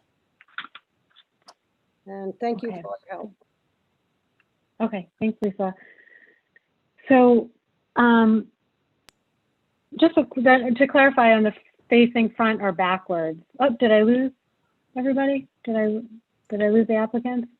No, we're here. Oh, no, they are. Nope, we're here. Okay, was there a reason why you decided to face the front of put the truck bays in the front versus back? Yep. So I'll answer that. The reason why has more to do with drainage and clear height more than anything else.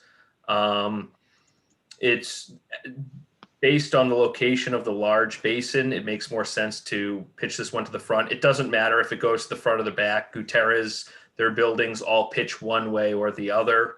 It really doesn't make a difference on the clear height or anything, but on this particular building, it's better for the drainage design for it to pitch to the front and then into the basin. And as far as the access drive going through to Hayes Memorial Drive, there are extensive existing prime wetlands that would need to be disturbed much more than is allowed by the Commonwealth of Massachusetts.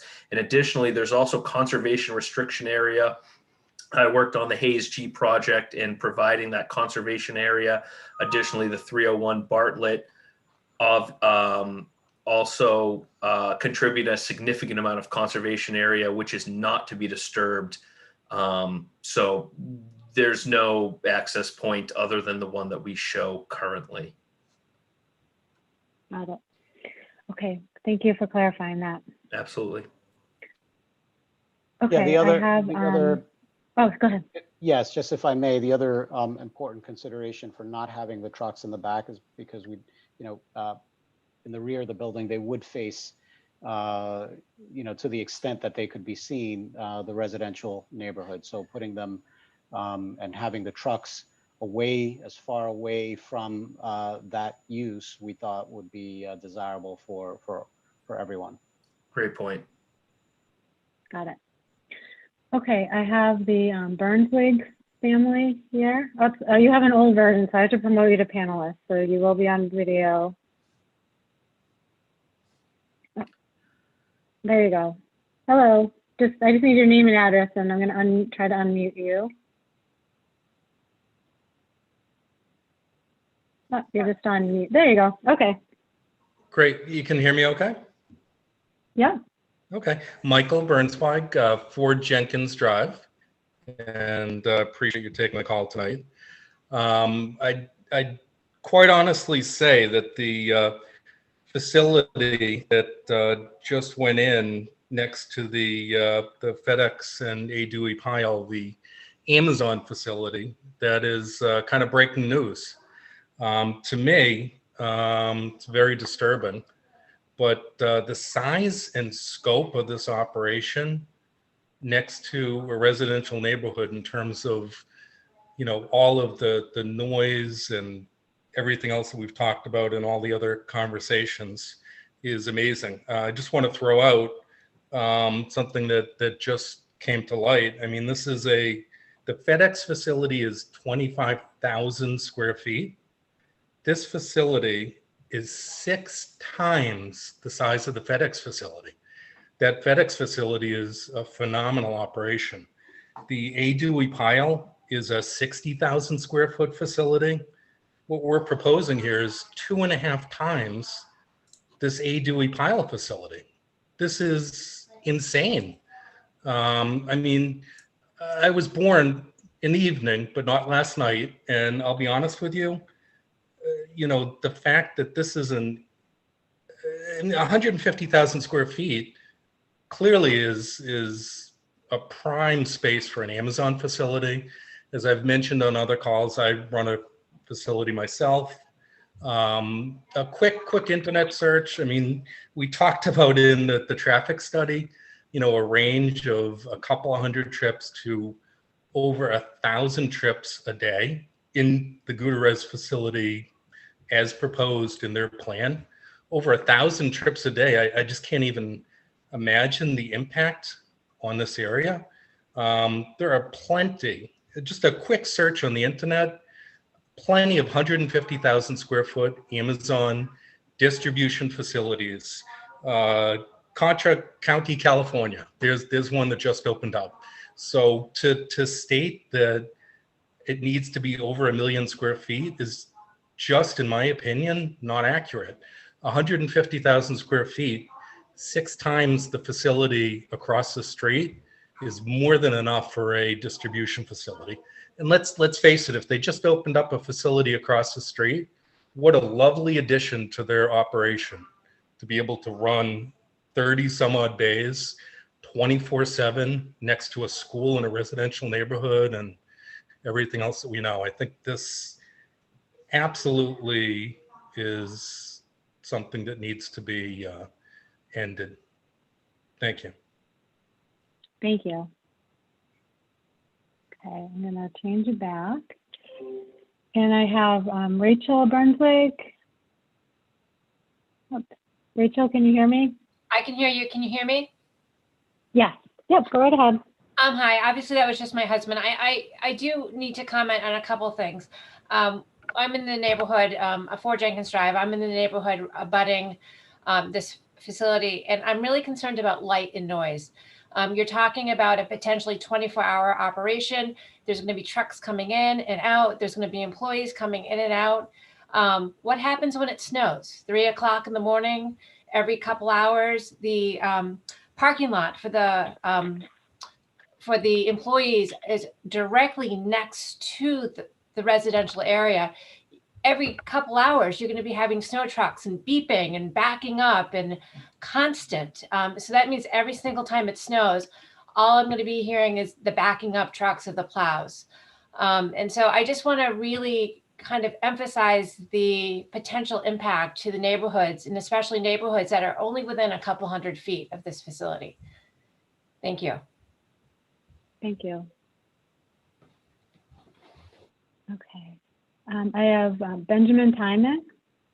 Hi, Benjamin. Hi, Madam Chair. Thanks very much. Benjamin Timon, counsel from Timon, Davis, and Duffy for John and Kristen Wickstead at 2 Star Brook Lane. I just wanted to raise, again, a couple of issues relevant to the decisional criteria, which I know is something that we spent, a few sessions on, and I know the board doesn't need a reminder on this because you've been, applying appropriate scrutiny to this proposal. But I do just want to, reiterate that these are special permits we're talking about, and there's, as the board knows, absolutely no presumption whatsoever that these should be granted. And I would point to, specifically those 7 criteria that we've spent some time talking about in the past in section 7-03-040C that, make very clear that the standard for granting a special permit under the special permit with site plan review application that the applicant has put in for says that the permit shall be granted only upon the board's written determination that the adverse effects of the proposed use will not outweigh its beneficial impacts to the town or the neighborhood. And then it goes on to talk about the 7 specific factors And again, the board, quote, shall include, unquote, in making its determination whether the proposal does 7 different things. And it has to, the applicant has to demonstrate that the proposal will meet each of those 7 criteria.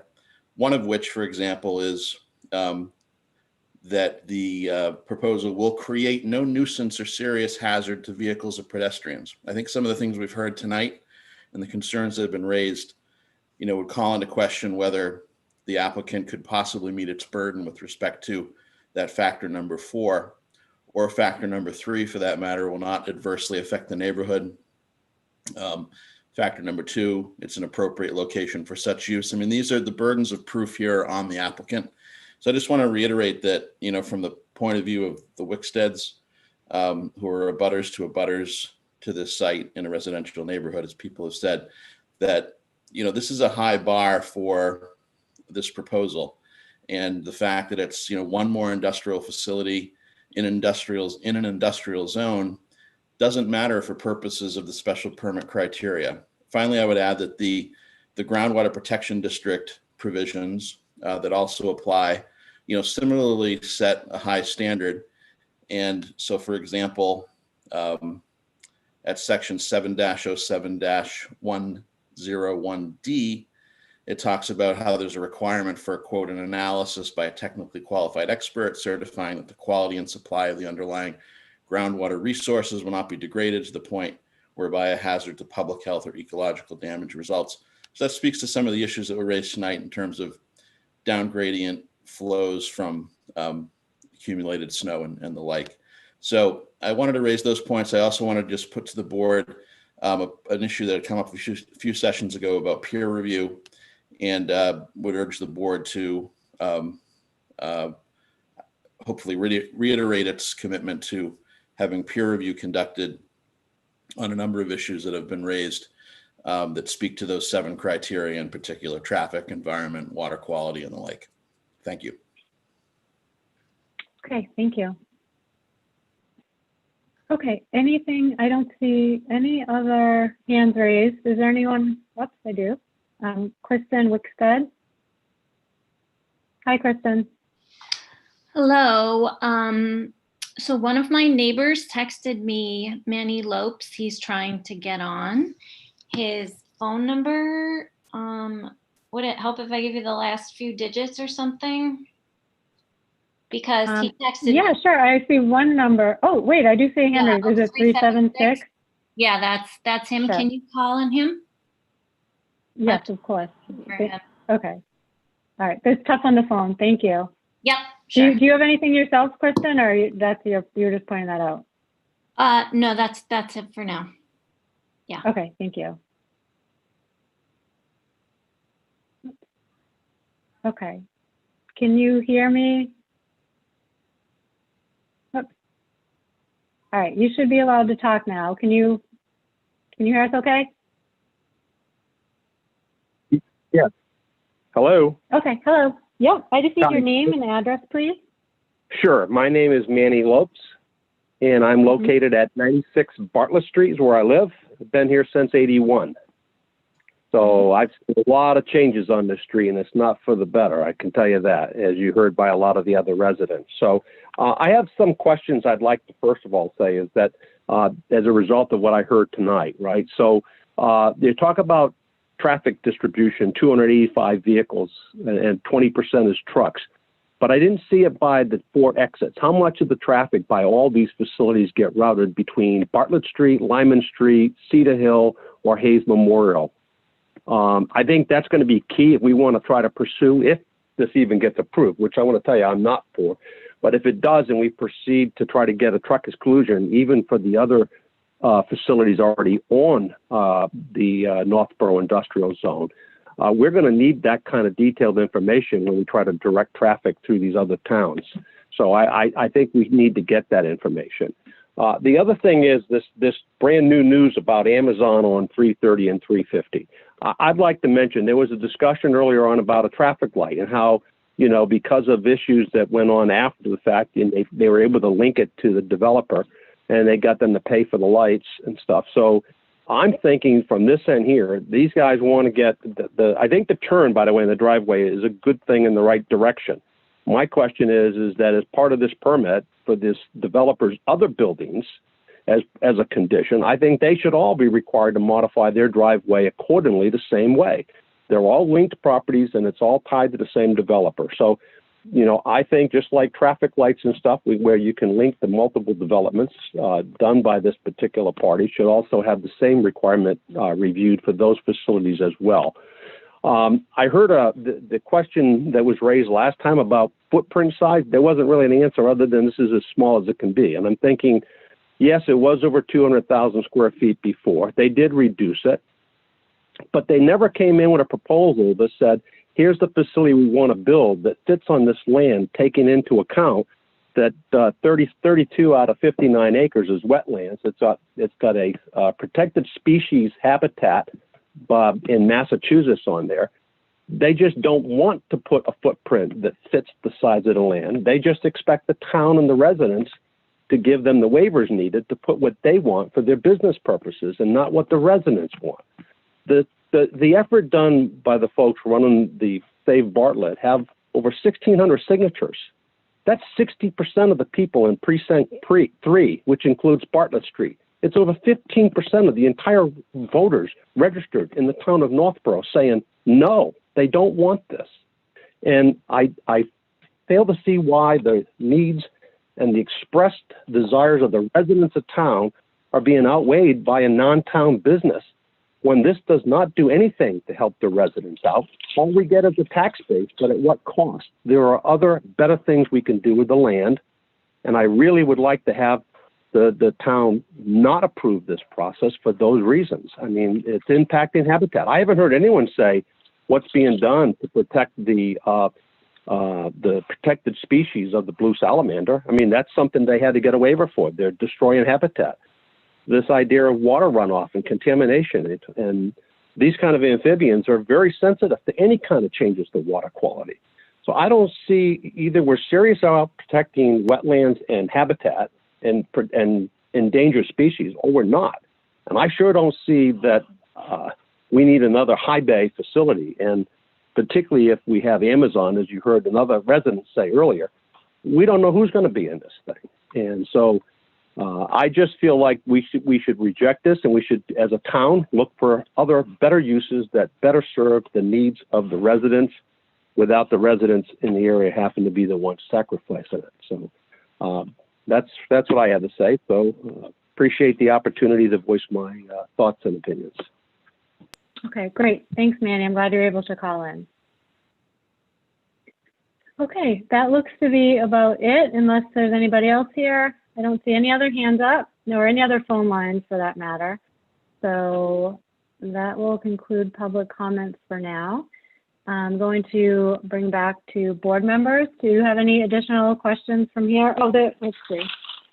I don't know if that was a question. I don't think I got it there. Okay, any questions from board members or comments? Amy. My question is for Bob or Fred. When I go into the definitions for lot frontage, it says the vehicular access to a building on the site on the lot shall be exclusively through the frontage of the lot. And I know for this area, their frontage is 432 feet to the east, and there is a road and easement over the aqueduct. But how does that fall under our definition of lot frontage, where vehicular access to a building on the site has to be exclusively through the frontage, where this frontage on Bartlett is for a different parcel? Or are these parcels linked by an A&R or by a site perimeter plan? Or from what I can see online, they're two separate parcels. So that's for Fred or Bob.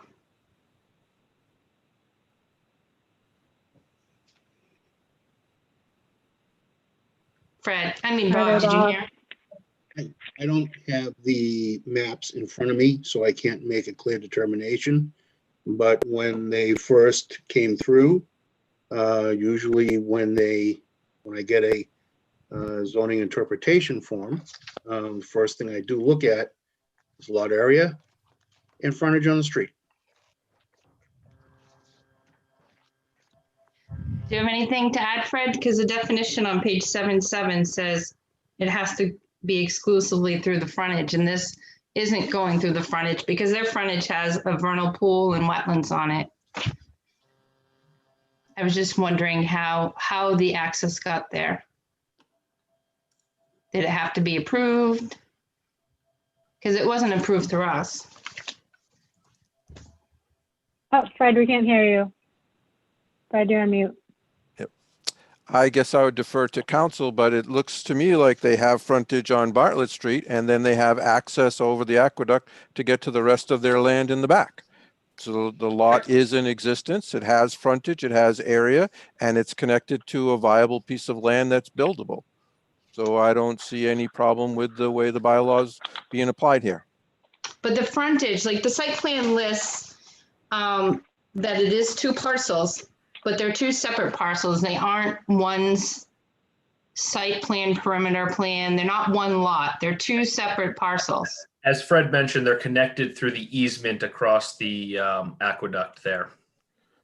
So are they going to be forever tied together? Additionally, I would also say that the Hayes G parcel was provided frontage through a lot in Marlborough, and that was approved and constructed. I know that was before our time though. And I didn't read that in the bylaw then. So this pertains to us. And I just wanted to know if those 2 lots, are they going to be tied together with an A&R so they stay together forever? Or an A&R doesn't combine lots, it subdivides lots. right, but you can combine them too. If I might, Madam Chair. Yep. What's before you is a site plan that Right. reflects a perimeter of the property that is presented for site plan approval. And if site plan approval is granted, then that's the configuration of the lot that's been approved by this board, and will need to be the configuration of the lot when an application for a building permit is submitted. So those 2 lots will not be subdivided. They'll stay together. They're not together to begin with. Right. So that's why it leads to my question. Like, I've seen a perimeter plan where there were 3 parcels and they were combined. So the district boundaries went around all 3 parcels. These are 2 separate parcels. So the frontage is actually for the lot on Bartlett Street. The frontage for this particular warehouse is east. It's 432 feet east of here. And our bylaws say that the vehicular access to a building site shall go exclusively through the frontage. So this access is not going through the frontage of the lot, the 0 Bartlett. It's going through the frontage of the lot in front of it, the 7 acres or the 6 acres that was cut off at 301. As Mr. Litchfield noted, they're connected through that easement across the aqueduct. But I don't know if that's Okay. a legal connection. Bob, Bob, are you able to access the plan and take a look? Or no, you don't have it on file? I don't have it. Carrie? But on the GIS maps, you can see the 2 parcels. Carrie, the Yeah, go lot, ahead, Fred. Go right ahead. the lot in front of the building has ample frontage and area. That's part of the process. The additional land in the back is added to that. And so it's perfectly legitimate for them to utilize the property in the rear of the property, the portion of the property beyond the aqueduct to access the building.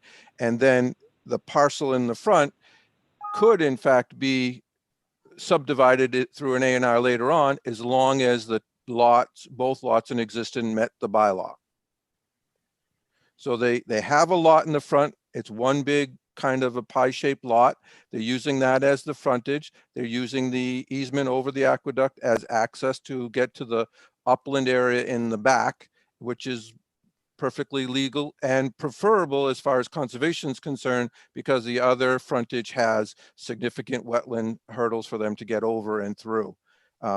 If in fact what Amy's suggesting is an A&R come by later, that would be up to them, provided whatever lots that they create on that smaller pie-shaped parcel in the front, whatever lots they create would have to meet the zoning of the bylaw along Bartlett Street at that time.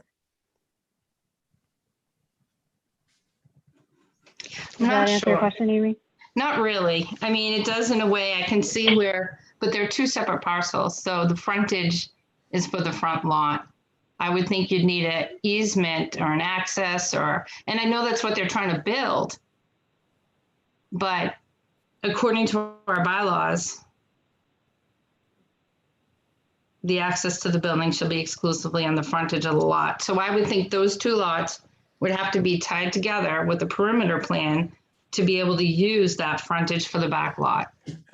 They can't be tied together because the aqueduct separates them. They have an easement to get across the aqueduct. They have adequate frontage along Bartlett Street for the triangle-shaped parcel in the front. That provides the lot. And then the easement provides the access to the upland area in the back.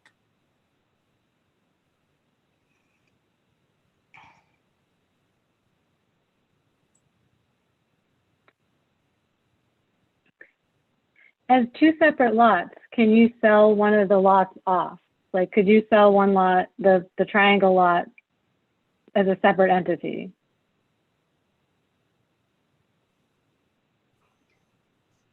Yes. I think once they have the easement, they can.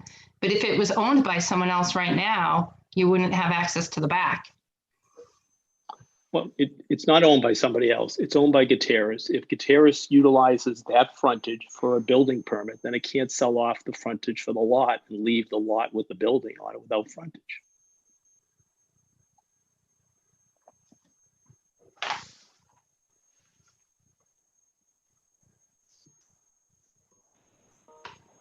Does that answer your question, Amy? Or still no?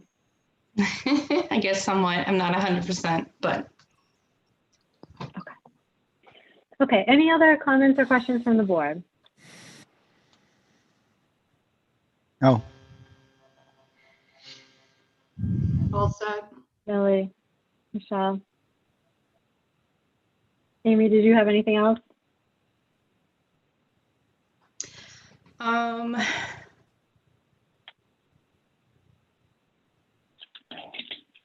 No.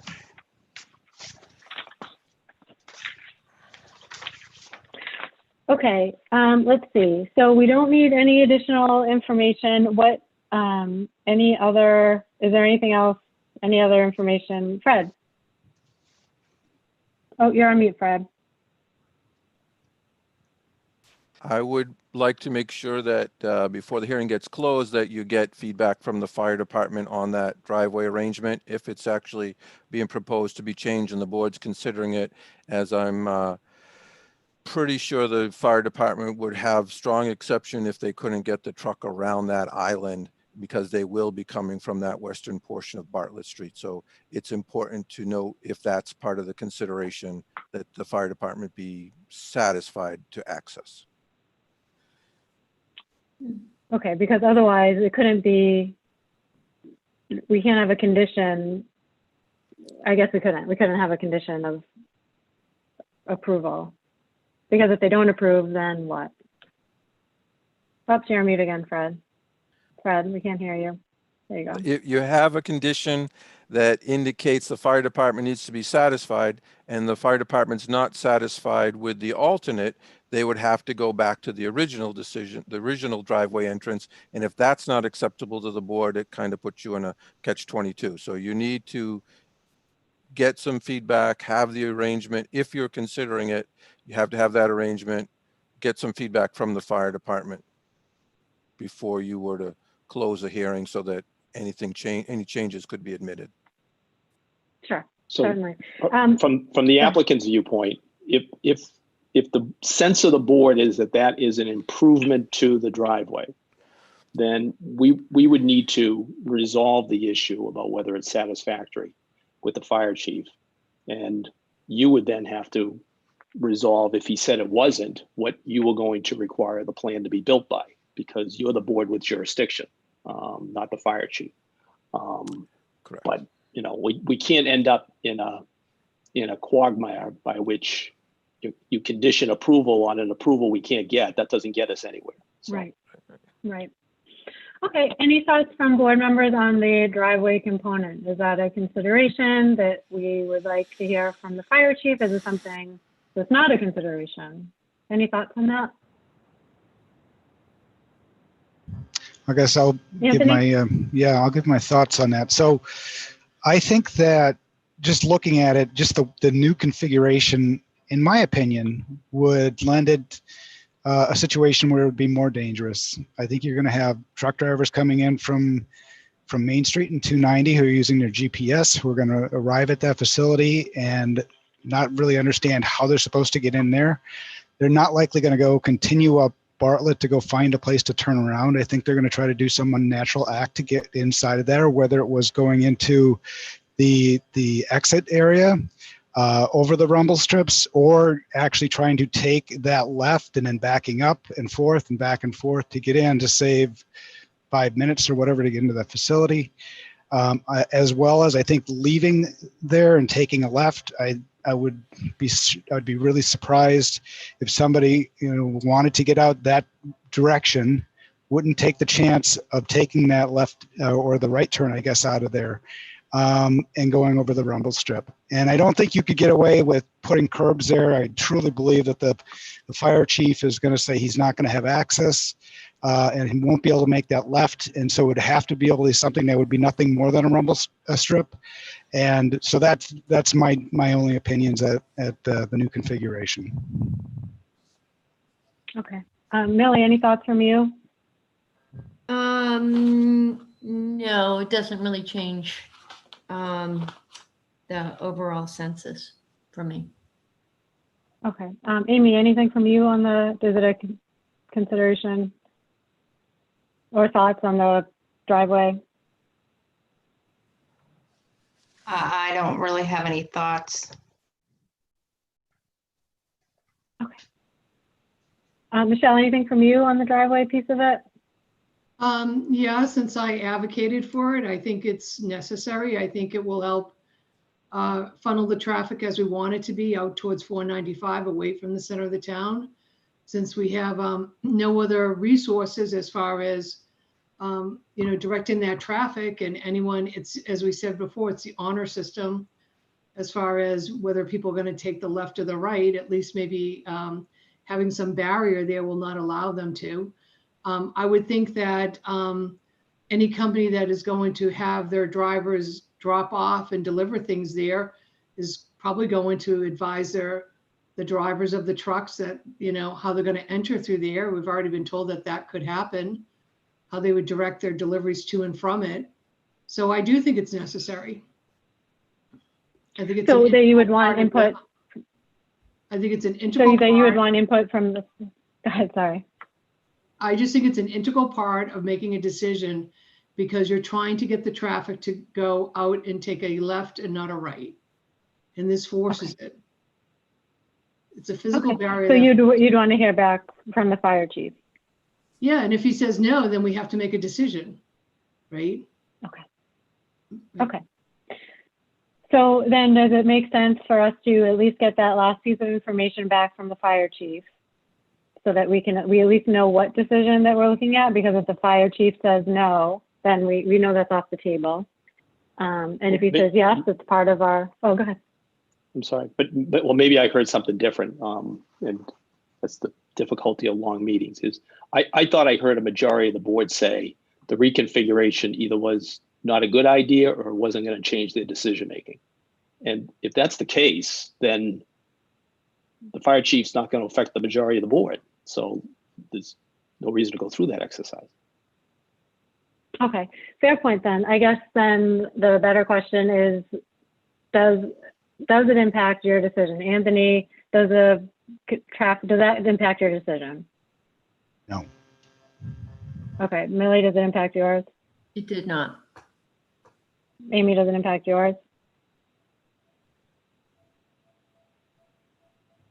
I don't know. It's tricky. You know, because I guess not. I guess not. Because it's a rumble strip and it's not. I don't know. I guess not. Okay. Michelle, it does impact your decision. Yes. Yes. Okay. So then in this case, it sounds like a majority of the board, it would not impact their decision. So I don't know if it's worthwhile to get that or not, and to continue the hearing for that if we don't need any other evidence, or if there's anything else. Is there any other outstanding information or evidence that the board is looking for and feels they have or don't have? I'm sorry, feels they don't have? If I might, just for the edification of the board, during the course of public comment, we were able to exchange some emails, and we could agree to hours of operation of 6 a.m. to 11 p.m.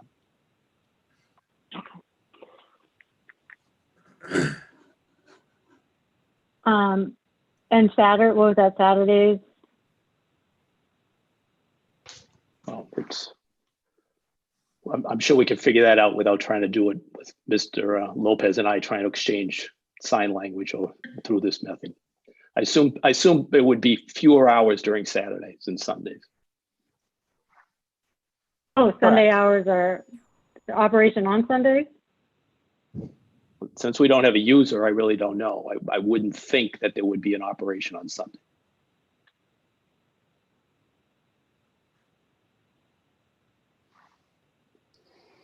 And I'm sorry, Saturday was 8 a.m. to 5 p.m. a Saturday, 8 to 5. Okay. Okay. Is any other information required from board members?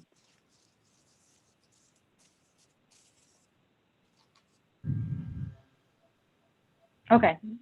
So in that case, I would entertain a motion to close the hearing, if we want to close the hearing. Make a motion that we close the hearing for 0 Bartlett. Is there a second? Second. Is there a second? Okay, I need to do a roll call.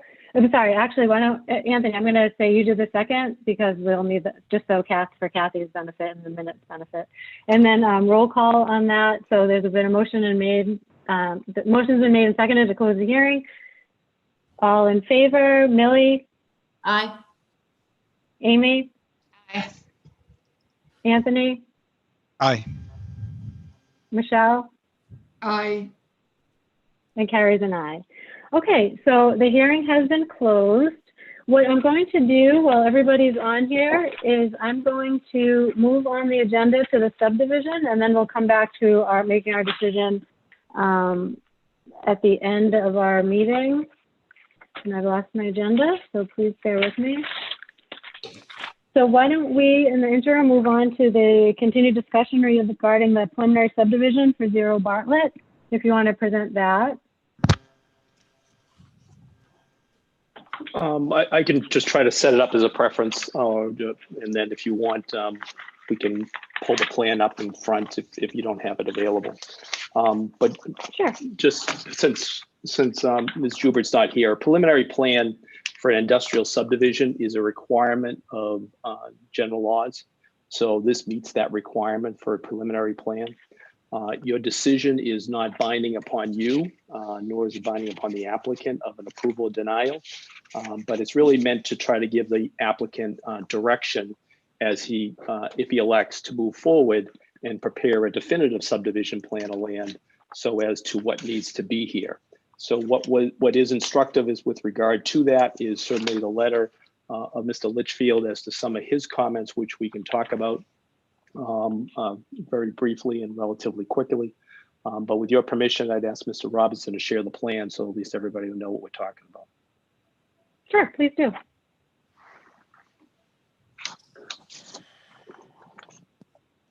Can everyone see that? Mm-hmm. It just went, There oh, there you go, yep. Yes? Yep. Okay. So basically, this is what we're proposing. We have lot H1, which is the parcel H lot, H2, which is the remainder of that lot, B1, which is this small lot over here, and B2, which is this lot on the west of the proposed driveway.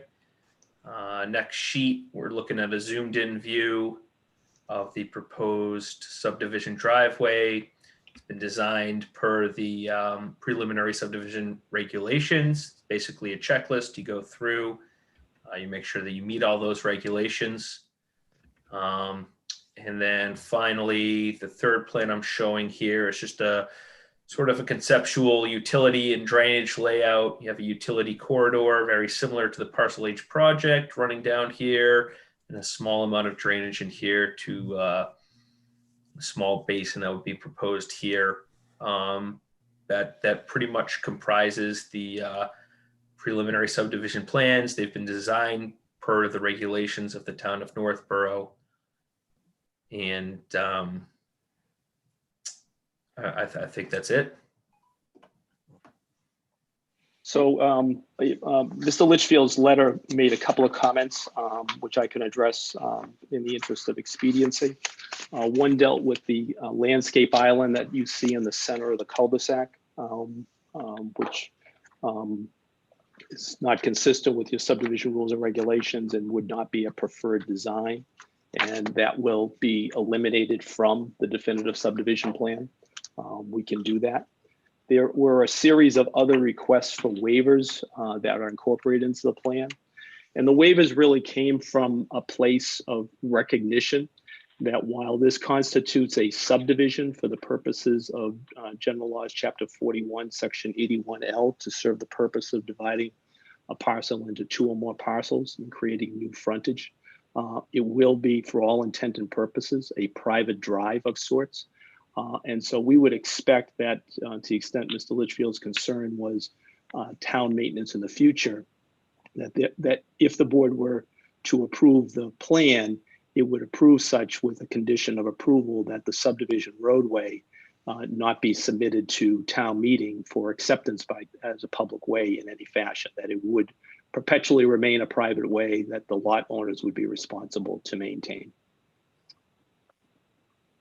I'd be glad to answer any other questions the board has with regard to the preliminary plan. Okay, any questions from the board? Amy? I just have a small one.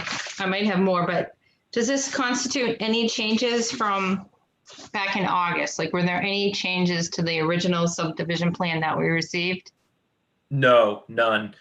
These are the exact plans, as you can see here, stamped and dated July 8th, 2020. That's when they were submitted. Nothing's been changed since then. Okay. And the road is what? It's 50 feet wide, where the road on the other plan is what, 24? So this is a 50-foot right-of-way. The Yeah. right-of-way is the distance between the property lines. The paved roadway must fall within that 50-foot right-of-way. So you can see here the actual dimension from face of proposed curb to face of proposed curb is 26 feet wide, consistent with the town of Northborough rules and regulations for subdivisions. Okay. Is that consistent with the one we just saw, or was that 24? I'm not sure what you're referring to as. On the parcel H on Bartlett Street, the other one. That is not subject to the subdivision rules and regs and is 24 feet wide as recommended by the zoning bylaws of the town of Northborough. Okay.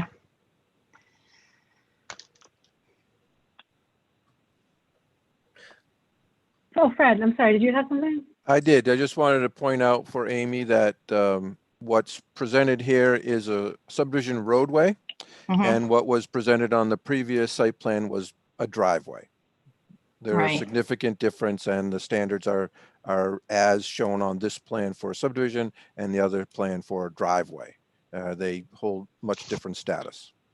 We did a couple in the past where they have to have sidewalks and all sorts of things. Would this be the same?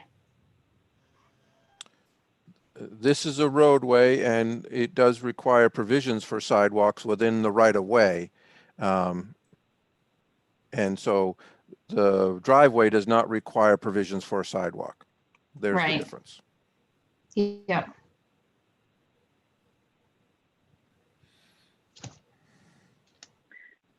Okay. Anything else, Amy? I'm just reading the memo again because I was expecting new information the last two meetings. So I just want to go back and read the old memo that we received. Okay, so anyone else have questions at this point? Anthony, is that you raising your hand? Yes. Yeah. Okay, sure. So just a couple questions. So on B1 is, and its list says 43,215 square feet. Does that, when you talk about that square feet, does that include is that after the setback or is that including the entire lot?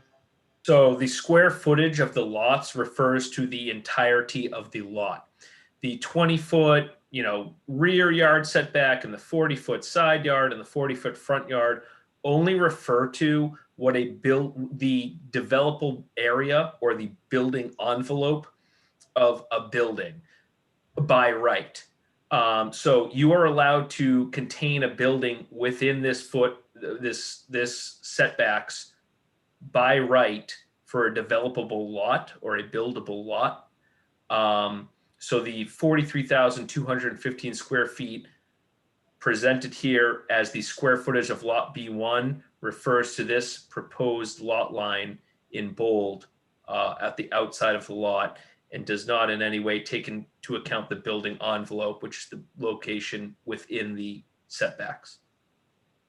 Okay, so, I mean, do you have what that would be, or I can do the math, I guess, but what the size would be? I don't. That's not typically an area unless we're specifically requested to provide a building envelope. That's not an area that we would calculate. You can calculate it, but it's obviously less than 43,215 square feet. Okay. And then this is the kind of a rehash of, I think, a previous meeting, but H2 was determined to be entirely not buildable. From a practical standpoint, that is correct. H2 would not be buildable, largely due to the existence of wetlands and conservation restriction land located on that particular lot. Okay. That's all I had. Okay, anything from you, Millie? No. No. Michelle, anything from you? Nope, all set. Okay, I have oh, go ahead. I'm sorry. Does someone have something? Amy? It's Amy again. For lot B1 and B2, is the access way going to be from that subdivision road, or would their frontage be from Bartlett Street? Like, would there be 2 more curb cuts? Because could you access off of that road that's being built, the subdivision road? I can see how you could access off the circle at the top, but could they veer off? Can you veer off that subdivision road onto B1 or B2? Is that how you plan on accessing those lots? I would say from an engineering perspective, you could either access it from this drive by peeling in this way, or you could create another curb cut to B2 here. B1's not a buildable lot. It'll be dependent significantly on the use. Correct. So you said B1's not a buildable lot. You're not going to build anything on it? I would defer to the applicant for that particular question. That's undecided at the present time. Correct. Wait, but B1's unbuilt. I thought we just said it's not. You can't build on. It's unbuildable. Did I miss that? I think that we've been talking about a couple of different lots. I think there was reference before to lot H2. Oh, okay. Thank you. Okay. Does that answer your question, Amy? Yeah, I guess. I guess it's unknown. Okay. Does this require a new MWRA permit for the access way with a different project and all of that? Go ahead. Go ahead, Israel. Yeah, so the geometry of the roadway is almost identical, if not identical, through the area of the aqueduct. So we would certainly, I mean, to the extent that it changed, we would amend the permit as necessary, but I'm not sure that one is required given the geometry of the roadway. Okay.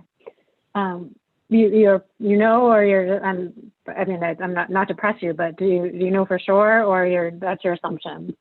It's my assumption. I don't know for sure that that it's identical. Okay, no problem. For the waivers that were requested, so what, is there a list of the waivers that were actually requested? I know they're referenced here. The applicant requested a number of waivers. I missed them for some reason in here. Is there somewhere in this packet that has a list of waivers? There was a single sheet Word document with bullet pointed lists of waivers that was commented on by the town engineer. It was submitted as part of the package. All right, I wonder, did anyone get those? Did I miss those? I have 2 printouts and I don't have any bullets. I only have 2 pages. The town certainly received them as they did issue comments on said waivers. No, I see that for sure. I just, those waivers, I never think I saw. I'm just trying to make sure it wasn't. I think there was a general statement that we. Oh, I think I see it. I think I see it. Sorry. It's a list of waivers, and it's 2 bullets. It's like a long bullet and a short bullet up top. Is that it? Accurate. Okay, so a waiver from the requirement to construct the subdivision roadway, including drainage, Okay, so it looks like I do have it. Got it. Okay, and then you could request additional waivers. Are there additional waivers planned? Not at this time. No, unless issues come arise during the course of preparation of a definitive plan. There's none proposed. Harry, are the 2 waivers long? Could you read them? Because I don't have them. I don't have them. Okay. You don't happen to have it there, do you? It's probably easy to read.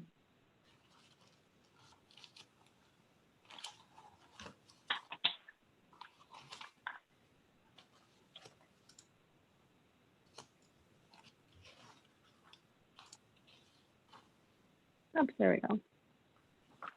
Can everyone see that? Yeah.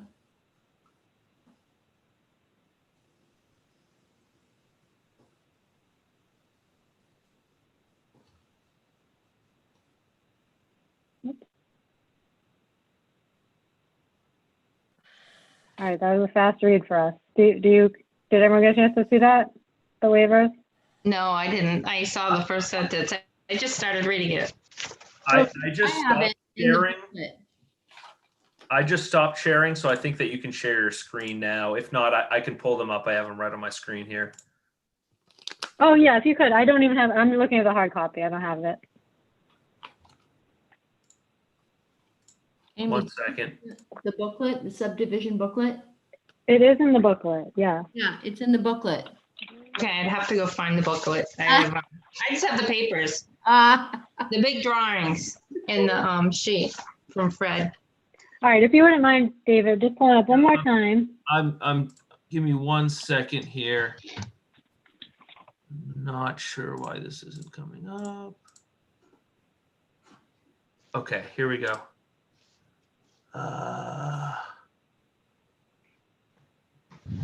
1 second. Okay, here we go. Oh, come on.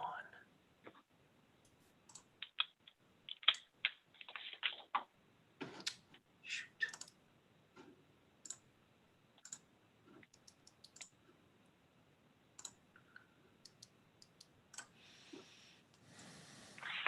There, can everyone see that? Yes, thank you. Okay, Apologies. It's okay. Yep, so this is exactly as you described. It's 2 bullet points. We're requesting a waiver from the requirement to construct the subdivision roadway, including drainage structures, basin, and appurtenant drainage piping, all utilities, including the sewer force main, fire hydrants, roadway, cul-de-sac bulbs, sidewalks, landscaped areas, site lighting, signage, and roadway paint striping as shown on the preliminary plan dated July 8th, 2020. The applicant will construct the subdivision roadway as shown on the plan submitted to the Town of Northville Planning Board entitled Parcel H Development, Bartlett Street, dated December 24, 2019, and revised through June 4th, 2020. The applicant reserves the right to request additional waivers during the review and permitting process. Okay, so your waiver is to use the road that we just saw for the parcel H. For the Parcel H project, correct. Not for the subdivision project. We're asking Right. to move that. So you're asking for the waiver from the subdivision roadway to use the parcel H driveway?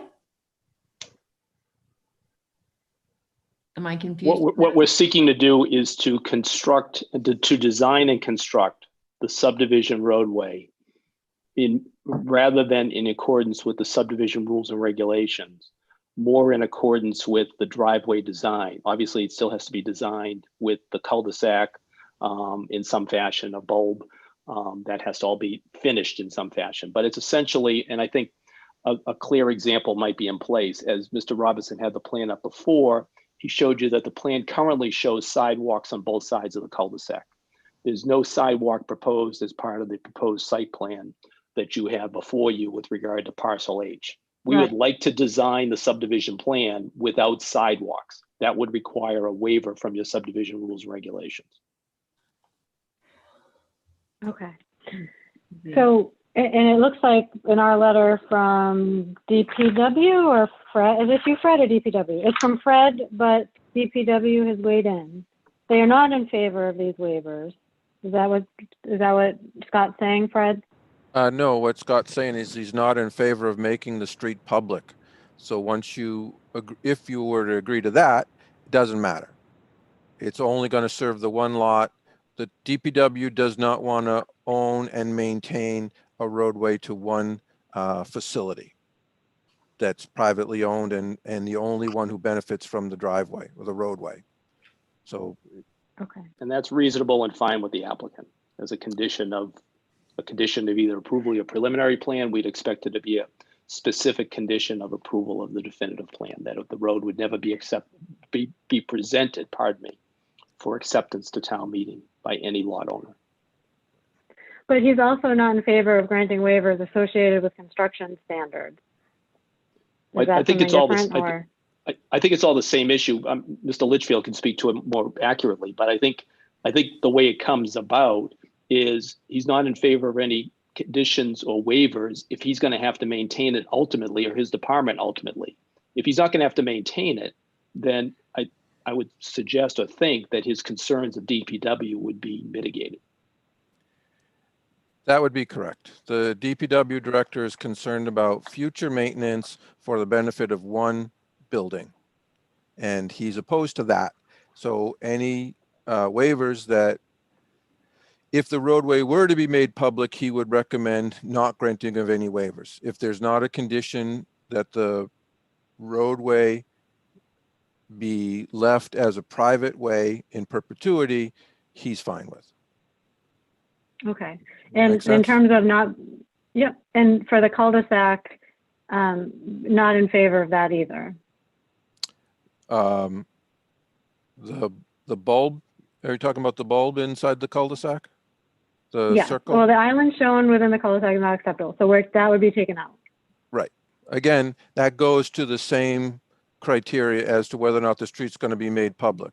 If the street's not going to be made public and that's clear and it's always going to be a private way, that island in the center doesn't matter to the DPW because they won't be responsible for maintaining it, for snow plowing, or for maintenance on the pavement.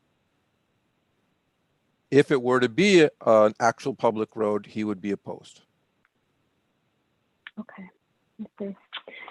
Okay, in reading through the general impact report, I found that a lot of answers weren't really given here, but in fact, the most common statement seemed to be no user has been identified from the site.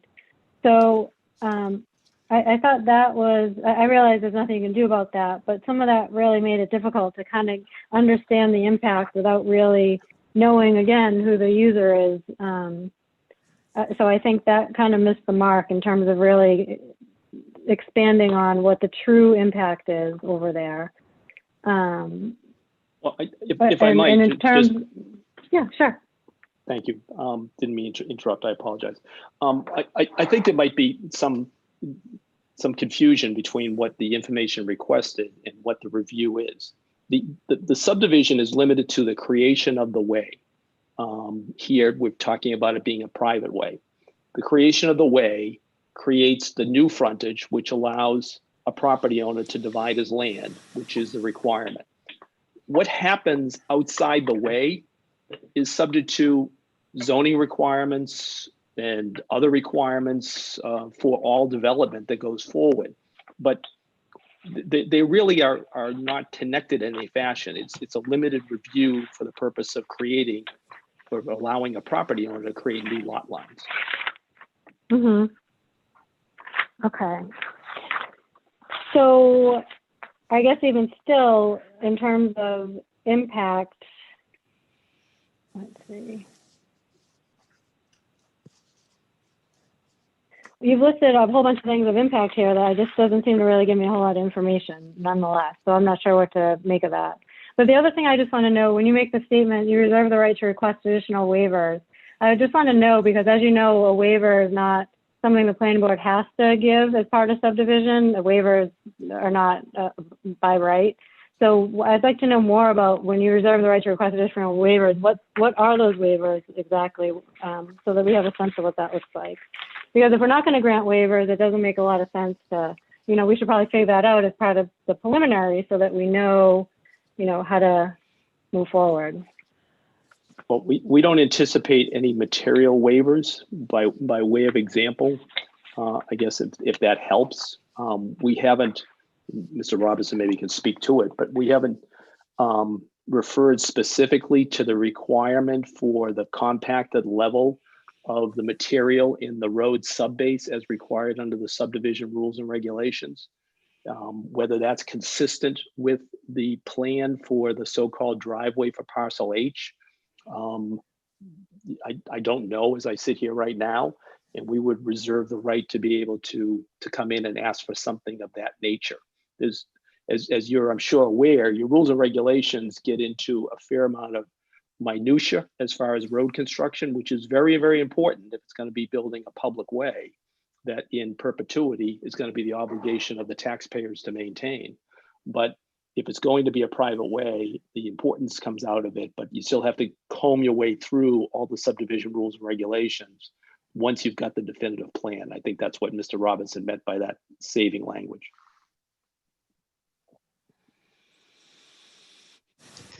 Okay. Any other questions? I do.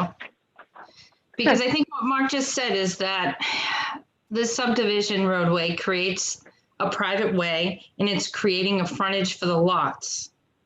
Well, if lot H2 is unbuildable and B1 and B2 can be accessed from Bartlett Street, it sounds like the only frontage this is creating is for H1, which is the one I just questioned on Bartlett Street. Like, is this coming after the fact? Are we creating the frontage for the lot that we just closed the hearing on? I guess that's what stood out to me when you said we're creating a private way to create the frontage for the lots. And we were told that 2 of them are unbuildable and the 2 on the front can be accessed from the road. So if there's only one lot being creative that needs frontage, I'm not sure why you would need a subdivision road. Well, whether a lot is buildable is a different issue than whether it's a lot. And a property owner can desire to create lot lines. as he deems fit off of a subdivision roadway. It's not an issue of buildability in building a subdivision. Right, but you were creating frontage. That's what a subdivision does. Right. So is it creating frontage for the last lot? That's what I was wondering. It sounds like you're creating frontage for a lot after you're asking us to approve the lot. That's not accurate. I guess that's just Okay. the way it came out. All right. Any other questions or comments from Anthony? I just, right now, I'm apprehensive because I don't fully understand what the master plan is for this. And I do fear opening a door for something that we may not know or want down the road. If there was more information in terms of what the end goal was here, I'd probably have a more higher comfort level. Michelle, any thoughts from you? No comments. Nope. Millie, anything from you? Yeah, I think I'm echoing a little bit of what Anthony's saying. I'm a little confused as to what we're doing here as far as it sounds like we put the cart before the horse a little bit. It sounds like we're requesting a waiver on a subdivision application without approval of the site plan on the same property. So I'm kind of not quite sure what the end goal is here. Okay.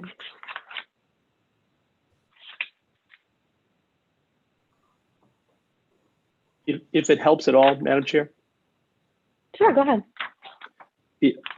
I think it would benefit the board to think of the two petitions before you as wholly separate and distinct and different land uses for the property, and leave it to the applicant if it decides to conflate the two separate petitions into one in one fashion. So this should just be looked at only as a creation of a relatively short private way that creates additional frontage, which allows, by creating it, allows an applicant to divide its land as required by Massachusetts law.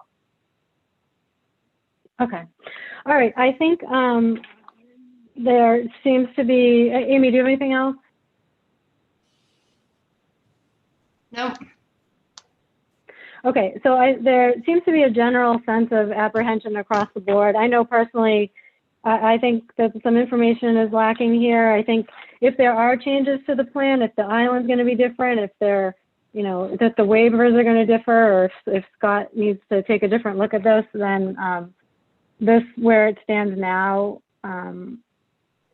does not look like adequate information to me. But I think it sounds like the board would be looking for a little bit more comprehensive, or maybe especially if we're going to start talking about something different about that cul-de-sac. Sorry, I thought I was sharing my screen. If we're looking at something different for that cul-de-sac, maybe that's something we would need to see and outlined a little more specifically than just. And also, I'd really like to know more if just in terms of that permit, if there's a subdivision road there, how does the current MWRA permit translate to a subdivision road? I'm not sure that it does. So yeah, I that's just another hesitation.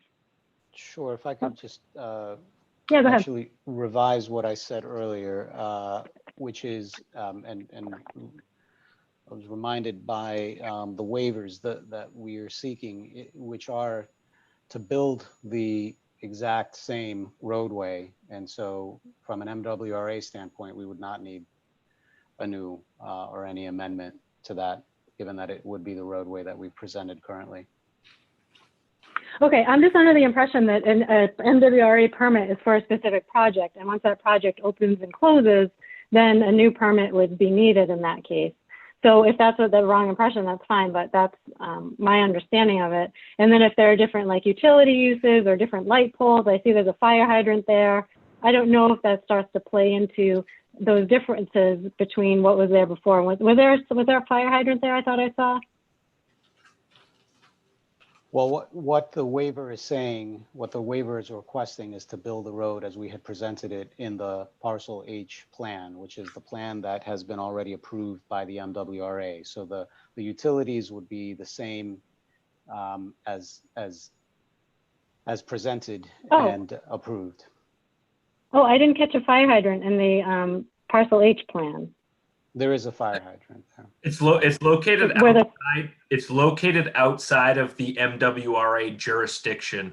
So where that fire hydrant is located, if it's outside of their land and their jurisdiction, doesn't matter where it is as long as it's outside of their jurisdiction. Shouldn't affect the. No, that's fine. Now I'm just wondering because it looks like it's right where you plan to put snow. So, but that's another story. All right. So I guess for me, I am not, well, how do other board members feel? Any comments on this? Our choices are approve with modifications, or disapprove. Actually, Carrie, you have another choice, and the choice is to do nothing. There is no requirement for the board to make a decision on the preliminary plan. Then, I think we have to do something by the 30th. I don't believe so. In talking to the town planner earlier today, she wanted me to remind you that you can approve, you can disapprove, or you can make no action, and it doesn't affect the ability of the applicant to proceed. You're not actually approving. The only thing that gets approved is when the definitive plan is submitted. So it gives them some guidance as to how to propose the definitive plan, but that's all. This approving or disapproving of this preliminary plan doesn't preclude them from submitting the definitive plan, and it doesn't create the lots that they're seeking as part of the plan. It's just okay. Well, I'm just a little to confused because Kathy did send me a text that that I either need to ask for an extension or I don't know what she means by this. So We went to a class if we had it, on it. If you don't approve it, if the time runs out, it's an automatic approval. That's why we kept asking for extensions, because it's an automatic approval if we let the time run out. So I think we should either approve it or disapprove it. But a couple of weeks ago, I actually made a motion to deny it until we got more information, and then we were told we would get more information, but it's been like a month and we haven't gotten any more information. So I don't know. I wouldn't want to let the time run out because that's an automatic approval. I believe what Amy's referring to is her motion to deny was during the site plan public hearing, not the subdivision. And then the board decided to continue and give the applicant time to provide additional information, which you did get early this evening regarding traffic and snow storage. So that was on the site plan, not on the subdivision. No, it was subdivision. We didn't close the other hearing, so I definitely didn't make any motions on Parcel H. When I was talking a couple weeks ago, we were talking about the subdivision plan, and I had mentioned that we kept continuing since July, and I thought that we should make a decision, because if the time runs out by mistake, then it's an automatic approval. But I definitely never made any motions about Parcel H, because that's totally separate, and we never closed that meeting or hearing. okay, well, say we do have that option. Let's just say we have it. So we can approve, deny, approve with modifications, or let it linger. So is there any thoughts from the board on how you feel about this as currently in front of us?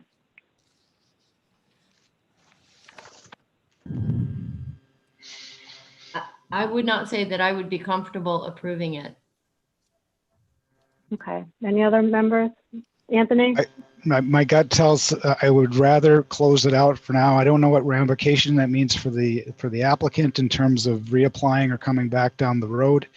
But I'd rather not have this linger until there's a more full plan, I guess. Okay, Amy? Yeah, I agree with Millie and Anthony. Okay, Michelle? I agree with the other board members. Okay, so I will entertain a motion then to disapprove the subdivision, the preliminary subdivision for 0 Bartlett Street. Is there a motion? So moved. Second? Anthony was the motion. Second? Second. Okay, Millie was the second. So this is a motion to disapprove the preliminary subdivision for 0 Bartlett Street. Roll call vote. Millie? Aye. Anthony? Aye. Amy?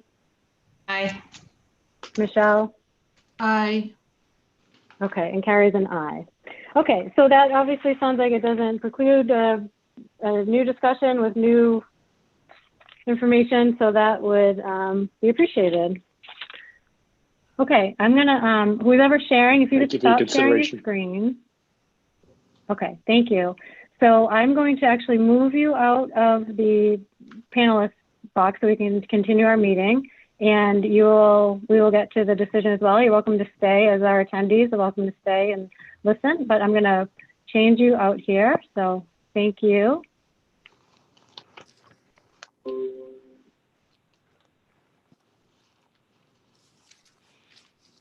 Alrighty. Okay, so I have Bob, Fred, Anthony, Millie, Amy, Michelle. All right, so everybody's here.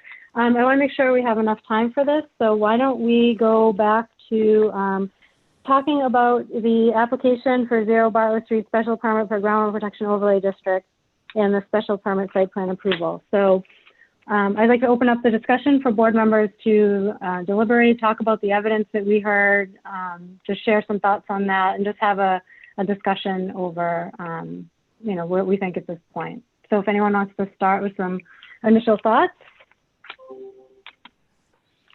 I'll start. I think that they did a good job trying to present some of their plans and their permits. I'm still not sure that they meet the special permit criteria. I do think that there's a large amount of adverse effects for the scope of the project, and negative impact is a long-term one. Any specifics that jump out at you? The traffic.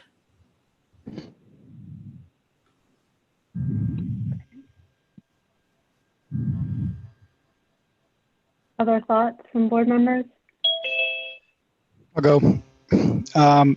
So without even getting into the special permit criteria, there's so many things. And I think one of the board members said a while ago, this is like trying to fit a square peg into a round hole, which I have to agree with. And there's just so many things here. There's the traffic increase just for this part or this component. And that doesn't even take into account 330 and 350, which is another 600 square feet of warehouse space, which we know now is Amazon.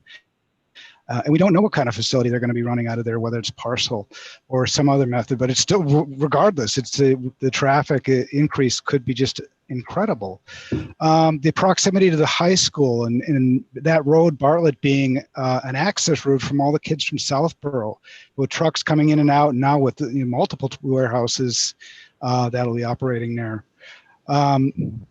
So just safety, the proximity to the Stirrup Brook, the wetlands area.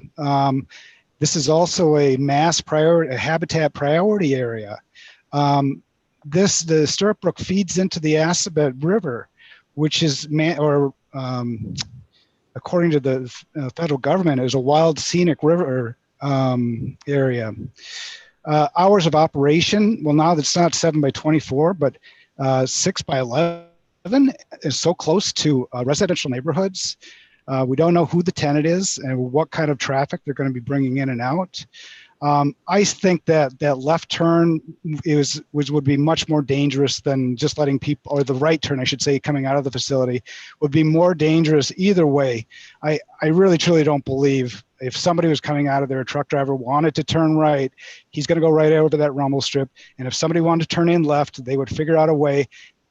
As a matter of fact, backing up, going in and out would create another safety issue. I think, and just the outcry that we've seen from residents. I've been in town for years and years. I've never seen a petition probably get more than 200 people.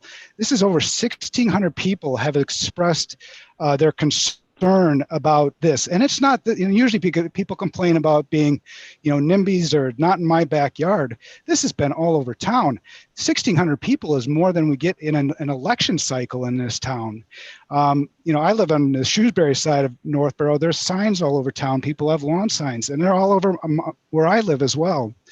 So I don't think the traffic study gets into how the impact of these other facilities that have yet to open or have opened their doors yet, and how that's going to impact things. And it's also all over groundwater 3. I'm concerned about snow removal. I don't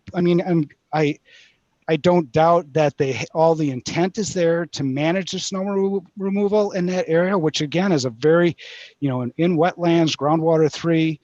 This could be contaminated with all the trucks coming in and out. They're going to be plowing, and I truly don't believe that the management would be something that would be monitored over the next couple. Maybe it is for a year or two, but in 5 years from now, these plans will be long gone forgotten. So, and then, we can get into the special permit criteria, and there's a whole nother thing there. But those are my initial thoughts. Okay. Amy, anything from you? Sure. Anthony hit on a lot. So I first started looking at the groundwater protection overlay district, which is to protect, preserve, and maintain the existing and potential groundwater supply. And when I saw the snow removal, there's definitely going to be sand, salt, truck, and it's being all pushed. It's being pushed. It's going to be pushed into the wetlands. There's not enough space there. And also with the, it's going to be on the landscaping. It's going to kill the trees. I just feel like that site was maxed out. And even though they said they made it smaller, when Millie asked them last week, when you saw the master plan online, it was 80,000 square feet.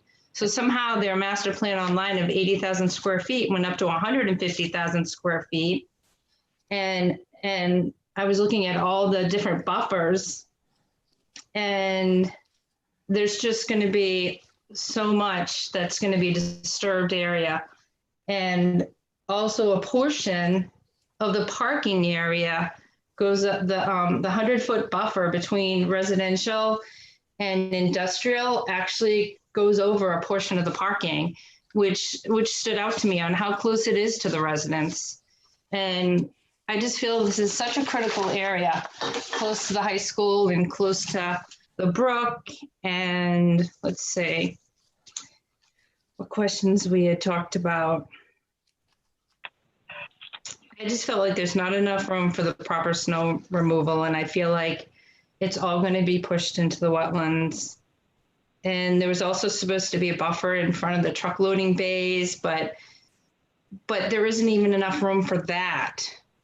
So they said the buffer would be from the street out. But if those sites get sold off, then there's no buffer from the streets. And as we heard, the truck bays are in the front.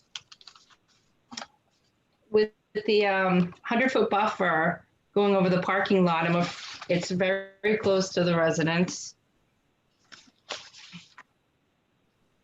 But I'm mostly concerned about the environment and the wetlands. I did look at all the other Gutierrez properties and their decisions and the GIS map.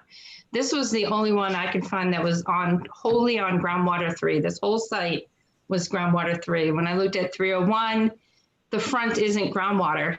It was only in the back. And when I have them all here, but the others weren't on a site that was all groundwater. And I'm just concerned. It's just, it was maxed out. Mm-hmm. And Millie asked if they would go down in size, and they don't seem interested in that. So those were my reasons. Okay. Michelle, do you have any thoughts? Yeah, I do. I would probably just reiterate a lot of what the other board members said. I think from the beginning, when we started discussing this, we were looking for ways to mitigate the huge impact. I really think what this whatever you want to call it, which is a small distribution center, a medium distribution center, a large one, a storage center, whatever you're going to say, now that you're seeing the actual mature build out of that area is identical to the impact that we saw on the mall that went on the opposite side of the industrial area on Route 9, the Northborough Shopping Plaza. And I think at that time, the staff and town boards were able to do a great job at mitigating the huge impact that that was going to have to the community, from having the applicant pay for lights to improving roadways to the town actually walking away with a significant mitigation package that it's going to affect police and fire and the residents of the community. Unfortunately, from the time we started discussing this, when I brought up topics like, you know, how do we improve lighting down there for safety, to even now the turn going out the driveway, to, you know, can we get truck exclusions? You're consistently hearing from at a Board of Selectmen's meeting last night to other things where the answer is no, we can't mitigate it, no. So the impact is huge to the community. And it seems like the message coming from the staff on, you know, can police or DPW or whatever resources we have, they don't have the resources to help offset the impact to the neighborhoods and the roadways and safety. And so, you know, I think at this point, the way it's been presented to us, is just the impact is too enormous for that area. And the town doesn't have the resources, or there isn't a mitigation package in place to help mitigate these huge impacts that are going to happen, whether it's to the environment or to the safety. And when we circle back and we talk about the environment, I think there was an extensive discussion with Fred the last time about, I know that this company probably prides itself in the people that they hired to manage their properties, but I mean, who goes and manages and looks at all those storm basins, and are they properly cleaned out, and are they submitting reports and things that the boards have had concerns over the years about?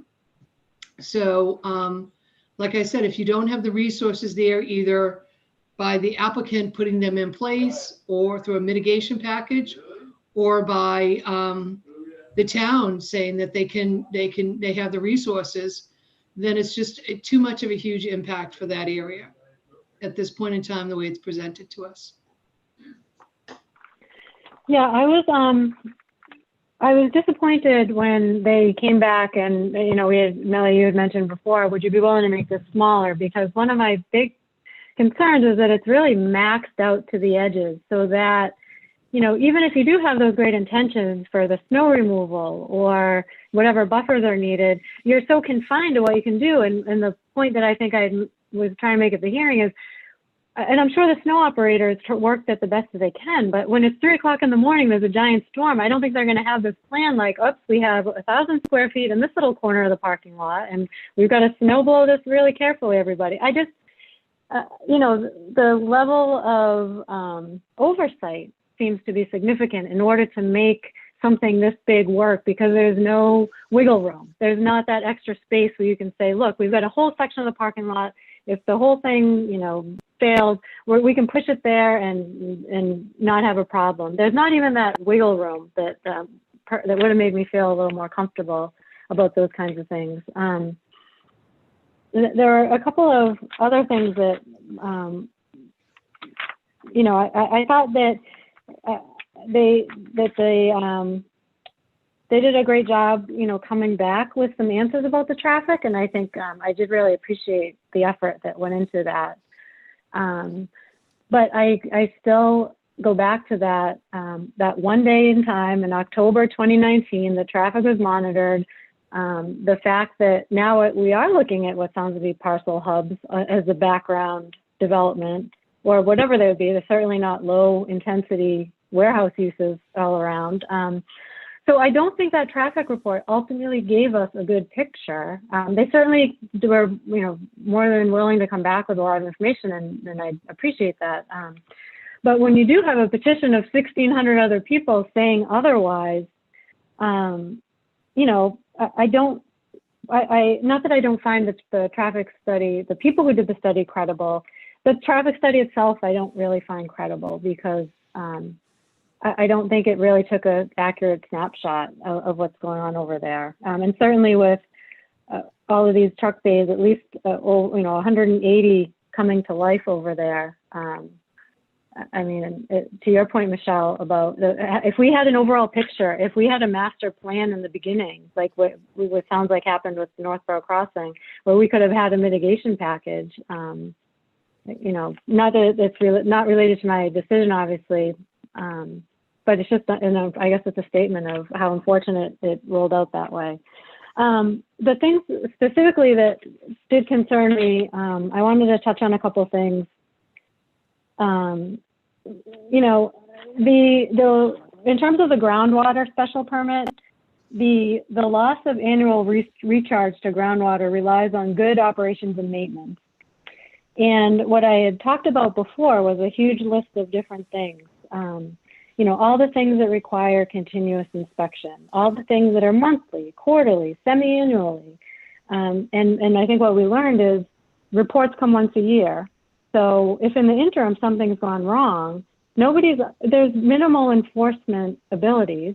We don't have the bandwidth, not because we don't have the expertise, but we don't have the bandwidth to go monitor these things. Amy, I think you brought up, going in and checking if things are clogged or, what's going on there. If there's something with the snow removal I think the continuous inspection items, it was deep sump catch basins, proprietary separators, surface infiltration ponds, outlet control structures, emergency spillways. It's a high level of operations, inspections, and maintenance activities that are required to avoid negative impact to groundwater. And we don't seem to have the ability to enforce it.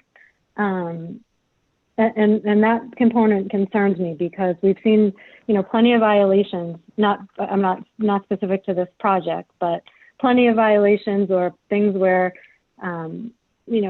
we've happened to catch it, but how much are we not catching? We don't know, and we can't ensure the safety of that, which concerns me. A couple things about the snow removal.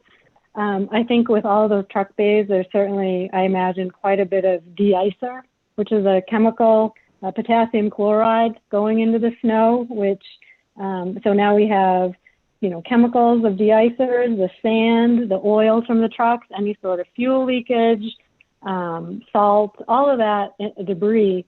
And as I just expressed about the limited areas, I'm not confident the snow is going to go in the right place, or who's going to monitor that if it doesn't. What happens if it's there? Who comes and moves it?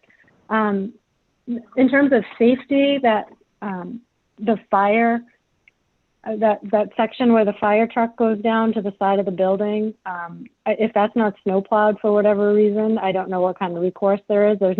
We literally have no access to the entire length of the building on the back. So then to not be able to even get on the side would be a huge problem if there was snow there or nobody used the snow blower or is, obviously going off into the,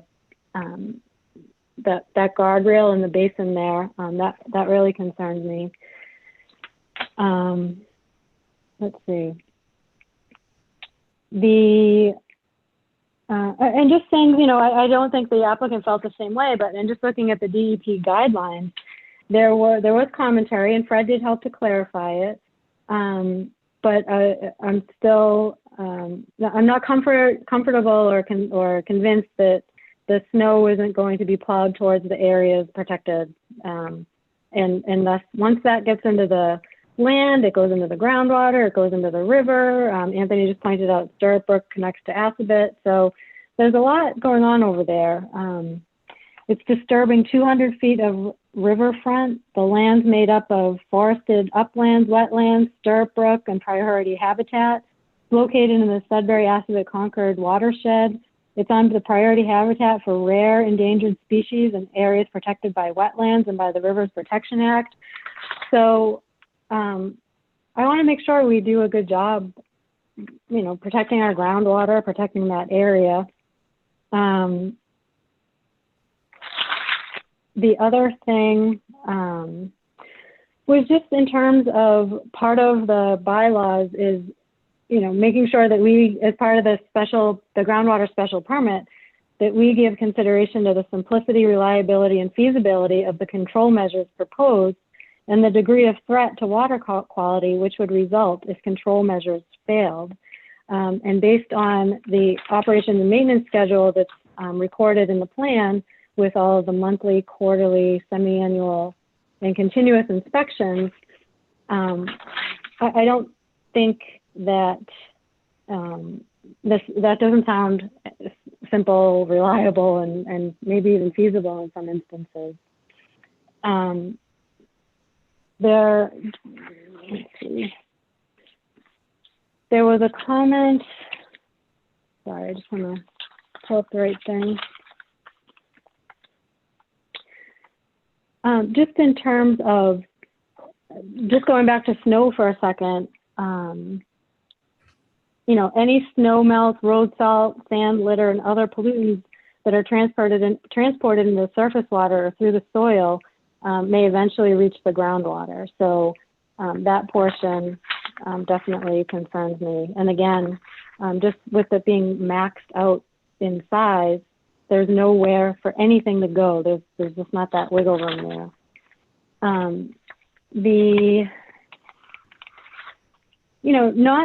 I realize we can't, if we don't know who the tenant is, there's nothing we can do. We can't base a decision on not having a tenant, but it certainly makes it difficult to judge whether or not the proposal adversely affects the quality or yield of an existing or potential water supply without really knowing the use. The tenant, obviously the use has been declared and it's an approved use and all of that. But just really some limited information there, I think, made it tough overall to make a informed decision in some regard when it came to the groundwater. In terms of the negative impact, looking at a 150,000 square foot warehouse built into the wetlands on priority habitat with a truck court of 33 or so truck bays and a parking lot for 150 cars, it appears incapable of operating without negatively impacting the groundwater supply. I don't know how it wouldn't. Even with whatever's in place here, I don't think the benefits outweigh the risks or the adverse. There's just too many adverse impact going on here. I realize that the Groundwater Advisory Committee recommended approval, but approval to me was based on the applicant adhering to all these, conditions in annual testing, and the town's going to need to be vigilant in order to enforce those conditions.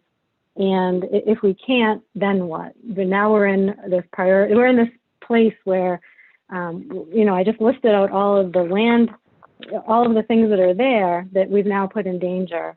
And I think one thing we've heard before, and I think it's worth saying here, is that the use is approved, and I've read this to you before, but I think it applies here, is that uses approved in groundwater protection overlay district should not require a high level of conditioning, engineering, and annual testing. The planning board should be confident that a proposed use is safe for the groundwater protection overlay district in and of itself, rather than being safe only if the operator or future operators run a model facility. And I just don't feel confident about that. So those are some of my initial thoughts. I've talked a long time, so I want to give everyone a chance to speak further or talk more about any of that, or what any other board member has said, if you want to expand on it or talk more.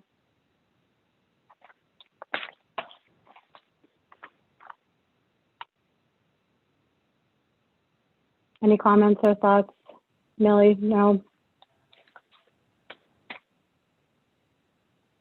Amy, Michelle, Anthony? No, I think I think everybody's said it all. I guess one of the things I want to touch on too was the safety for pedestrians. I didn't feel the easement, that the aqueduct is actually a public trail and walkway. And with the trucks going back and forth over that easement, I felt it wasn't safe for pedestrians. So I felt that was a nuisance and a serious hazard, along with everybody who lives there in the neighborhood.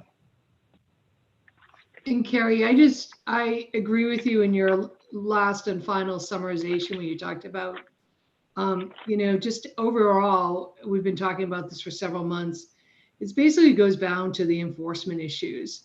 I think the board overall just didn't have the confidence that the town was able to enforce, some of the issues that we talked about. And wherever we discussed or came up with the solution, it was a sort of a roadblock or unable to do it.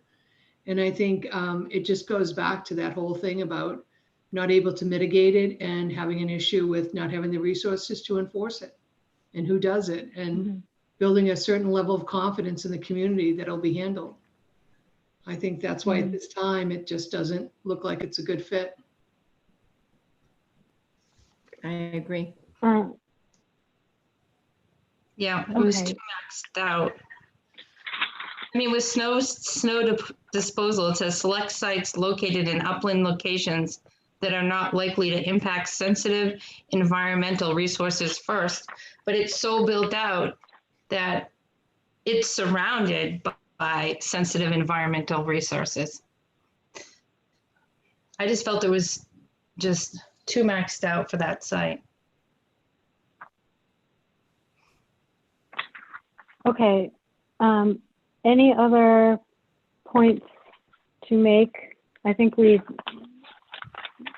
want to make sure we have time, but not rush it either if we have any additional thoughts or points to make.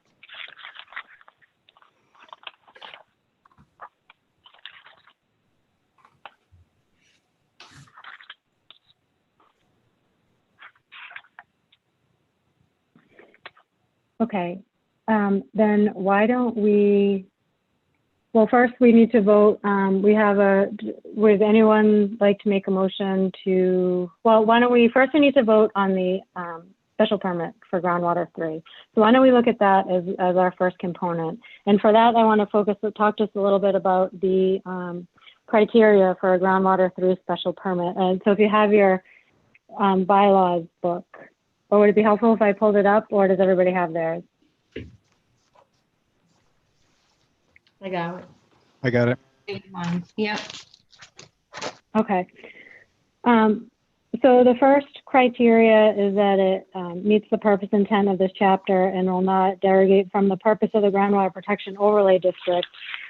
And the purpose of the district is listed on 755. Oh, sorry, I'm still in the yellow book. I don't know if it's the same pages, but you can see at the very beginning of the chapter is the purpose of the district. Protect, preserve, and maintain existing and potential groundwater supply and groundwater recharge areas within known aquifers of the town. Preserve and protect present and potential sources of water supply for public health and safety. To conserve natural resources of the town. Any thoughts on this? It sounds like the conversation. Right. I don't think it would protect, preserve, and maintain the groundwater supplies.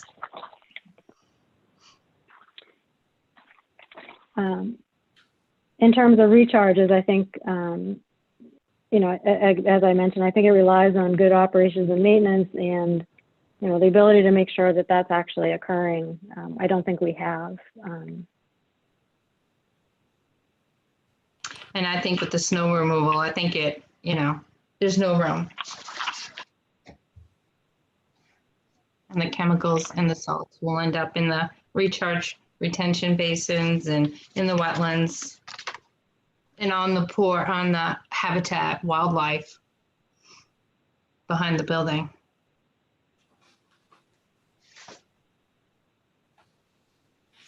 Yeah, I think if it's something, once it starts to go into the soil, or especially in Stirrup Brook, it's going right into the water. It's going right into the ground. And there's a lot there. We don't know what the trucks will even have in them. Even if we have, they obviously disclose what's stored on site. Well, I don't know to what extent we know what's in the trucks, or, not that I expect hazardous materials to be delivered, but how do we even know? It seems like that's something we can't even. We're not going to get a list of what they're transporting. So if that spills or something happens there, I don't think we have any ability to be on top of that. in terms of conserving the natural resources of the town, this area seems like one of the most sensitive areas that we have for all the reasons that we just talked about. I don't think this conserves the natural resources of the town. With that said, I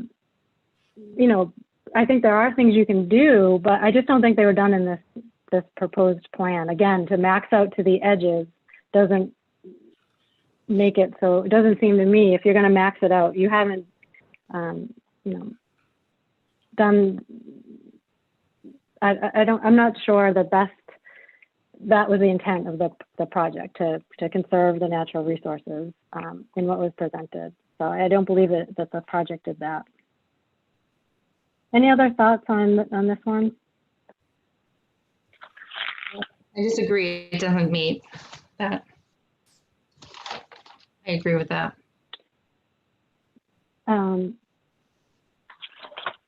Okay, so we mentioned the level of operations and maintenance and inspection required. Will not during construction or thereafter impair ambient groundwater quality or reduce existing recharge capacity beyond that allowed per this chapter. Any thoughts? Oh, Anthony, are we missing you? Hold on a second. Oh, Anthony, you still there? Yes, sorry. Oh, just want to make sure. Okay. Yep. Any thoughts on number 2?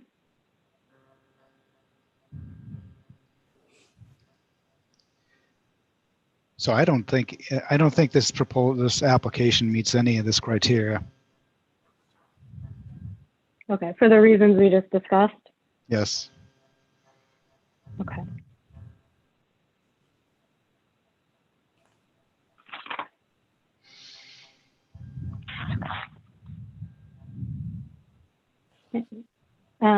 So likewise, will not adversely affect the quality or yield of an existing or potential water supply. You don't think it meets that as well? Right. Okay.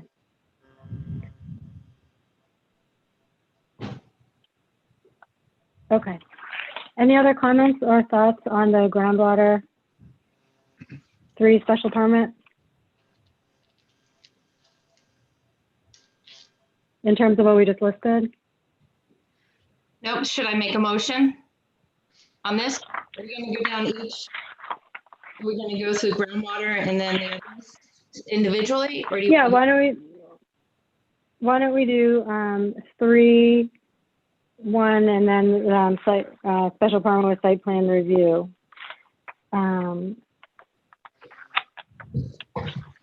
Does that make sense? And then we'll go down we'll look at the general criteria for special permit with site plan review.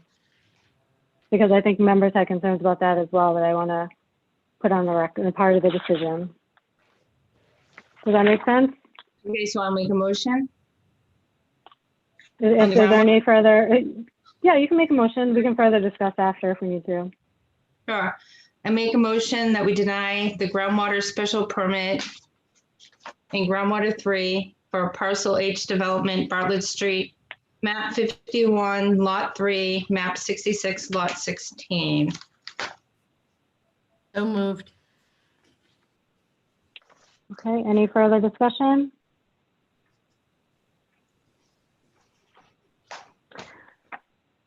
Okay, and why don't we, just to be sure, Amy? Sure. Why don't, can I make, could I entertain an amendment to the motion to deny the special permit for groundwater 3 for all the reasons, for all the reasons discussed by the board, for all the reasons presented by the board? Sure, so moved. Second? Second. Okay, all in favor to the amendment? Millie? Aye. Amy? Aye. Michelle? Aye. Anthony?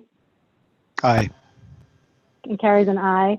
So the new motion is to deny the groundwater 3 special permit for 0 Bartlett for including all of the reasons discussed, for all the reasons presented by as presented by the board.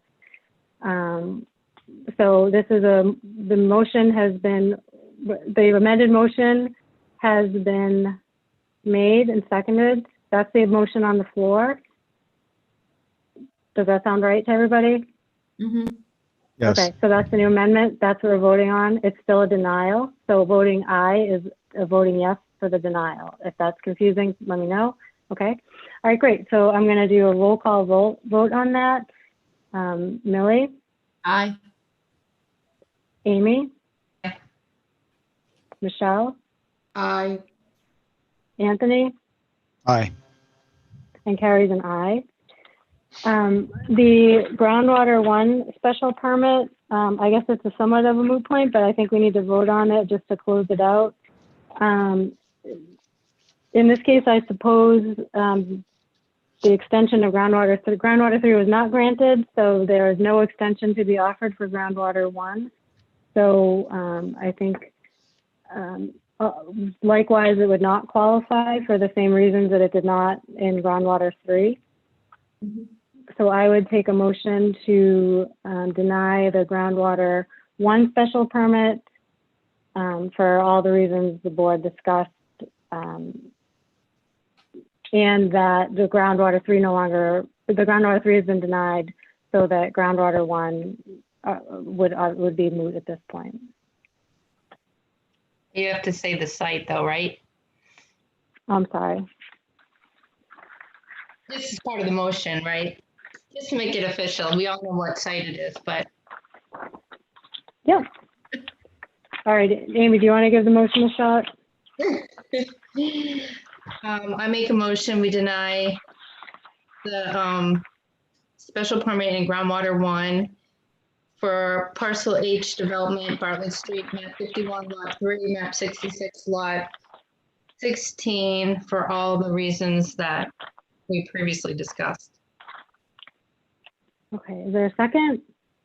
Second. Okay, motion's been made and seconded. I need to take a roll call vote. So the motion is to deny groundwater 1. Millie? Aye. Amy? Aye. Michelle? Aye. Anthony? Aye. And Carrie's an aye. Additionally, we have the special permit with site plan approval. I'd like to further talk about the general special permit criteria as part of our decision. A lot of board members brought up specific concerns in this area. So I would like to look here, as with, we discussed with the other permit, when the decision criteria, oops, I'm sorry guys, I'm on the wrong page.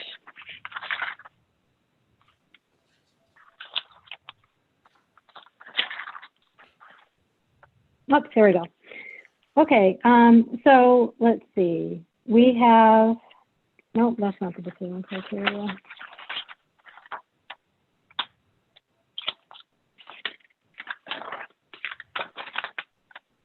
This is the decision criteria. Okay, so in looking at any special permit criteria, including what we just discussed with groundwater, we're looking at the adverse effects of the proposed use will not outweigh its beneficial impacts to the town or neighborhood.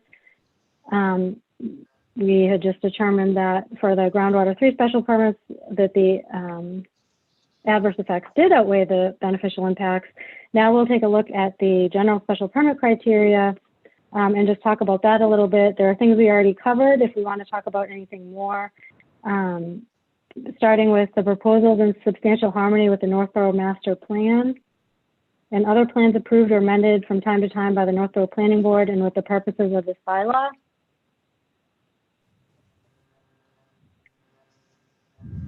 Any thoughts on that?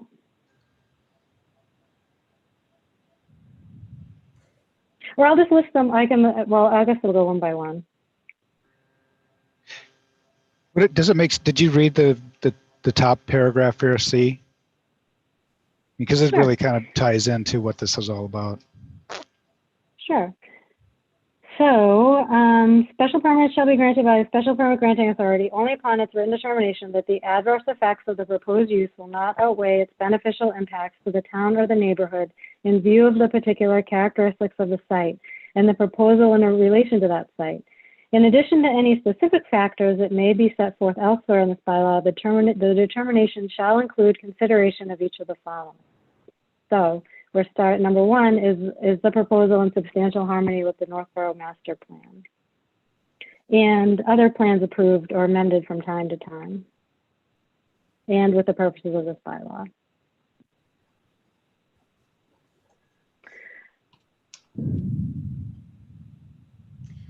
I just went down 2, 3, and 4, and the proposed use is not an appropriate location as developed. It was,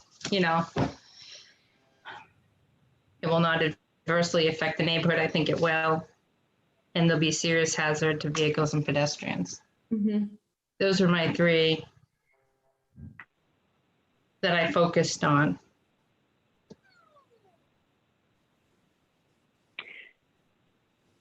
Yeah, I think, Anthony, you brought up before in your points, you were talking about the hazard when we talked before about the vehicles or the serious hazard to vehicles or pedestrians. Anything you want to speak to about that or mention further? Well, no, I think those are the 3 that I had highlighted as well. The proposed site is not appropriate location for such use. And I think specifically there's many reasons. There's environmental factors, there's habitat priority, there's a proximity to the high school, proximity to the residential areas, specifically Bartlett, Jenkins, and Stirrup Brook, and other neighborhoods. And then I think the use as developed will not adversely affect the neighborhood. I think we've all discussed many reasons why that would adversely, and traffic being one of those. There will be no nuisance or serious hazard of vehicles or pedestrians. I think the nuisance is already apparent in that area, whether it's noise late at night, early in the morning. And again, these operational hours from 6 to 11, there's going to be noise, especially the proximity of the residential neighborhoods, traffic safety going in and out of the facility itself and how they actually access it. And if there were pedestrians on the street, yeah, they would be a concern. So that was, those are all the areas that I would highlight. I got a sense from the board over time that the traffic plan didn't fit with us for whatever reason. We kept asking to hear more or get more of a range or get more information. It never seemed like we were, as a board, fully comfortable with that traffic plan. And again, I don't mean to say that I don't find the consultant credible, but I didn't find the report credible for a lot of different reasons. And, not just hearing from, we had the petition of 1,600 residents, or the 43 letters that came in, all, various complaints, very predominantly about traffic. But just in general, that to have that one snapshot in time and to not really get a full picture of the intensity or knowing, who's the tenant. It could be a parcel hub, which was 1,100 trips a day, or it could be a warehouse at 280 trips a day. So that's really hard to make an intelligent decision or a well-informed decision when that's such a big range to really understand what's going on there. So I don't feel like we ever got the information. Then maybe it just doesn't exist now with COVID. Maybe we could never, it's going to take a long time to figure that out. But I never felt like we got a traffic study that gave us that confidence that we felt like it was credible, at least in the report. I don't know if anyone else has thoughts on the traffic report we looked at. I think one of the things that was brought up in the traffic report is that it's difficult to do an accurate assessment without knowing what the use is, because that is really what's heavily tied to the traffic. So what they did was they did sort of extrapolate from the building what the use could be. And I think that there was a range. Some things were eliminated, but I do think that in the report it says a number of times that that the data points are only as good as what you've used for, you know, for your information. And if you don't have that information, it makes it difficult.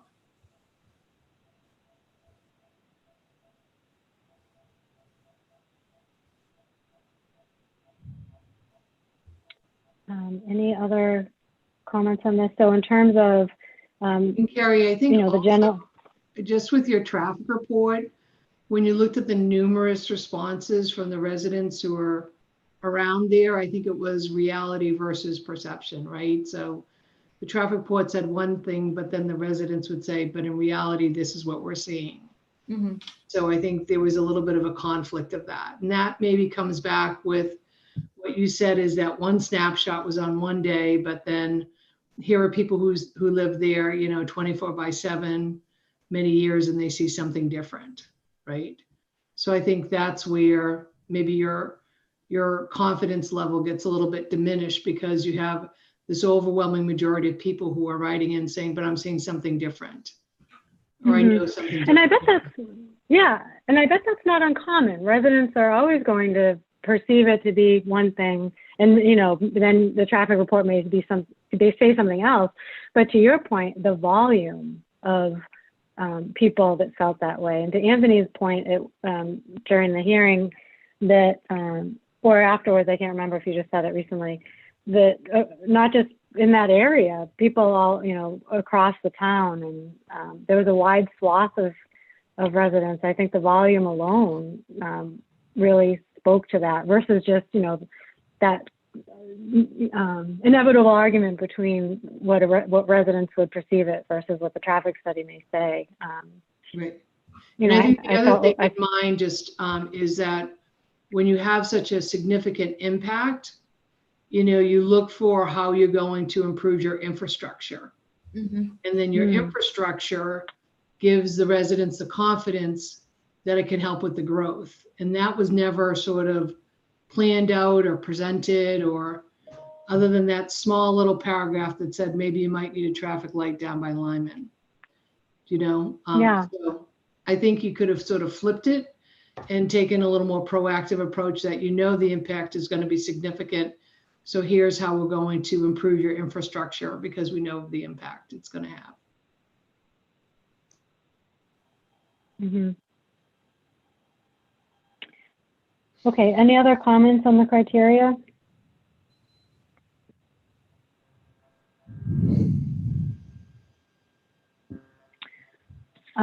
I mean, obviously the site plan itself, without the special permit, is not, is no longer really a valid site plan without the special permit. In general, regarding the site plan, generally speaking about the site plan, I just want to take a quick look.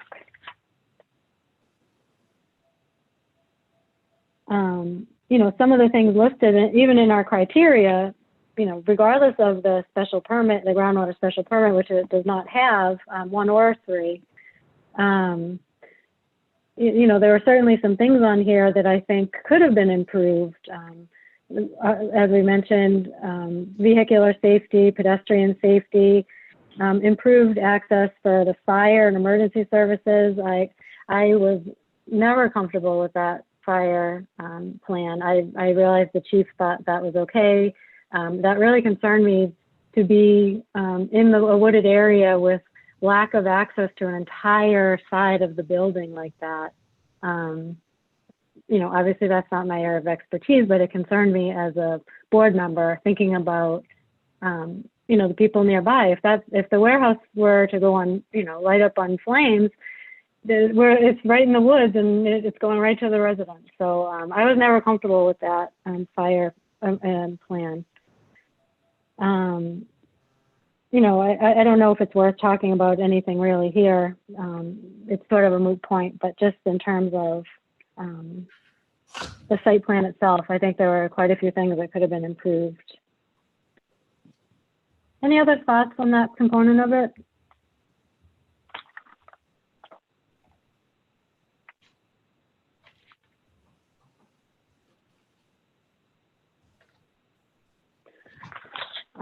Okay, so in general, we have the last component, which is the special permit with site plan approval.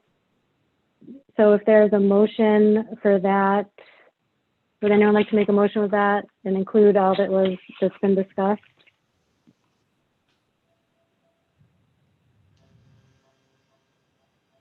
And also for the reasons of, obviously, so it would be a motion for all the reasons discussed related to the special permits, the fact that the special permit groundwater 3 was denied, groundwater 1 was denied, the special permit no longer is valid, I guess I should say. I'm not sure the right wording. Kathy usually helps us out with that. Fred or Bob, do you know the right wording for that? If the site plan doesn't have the permits required, I guess it would be considered not valid.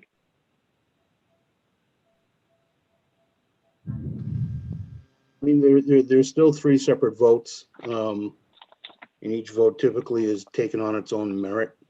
You know, in terms of the validity of one versus another, it's a moot point.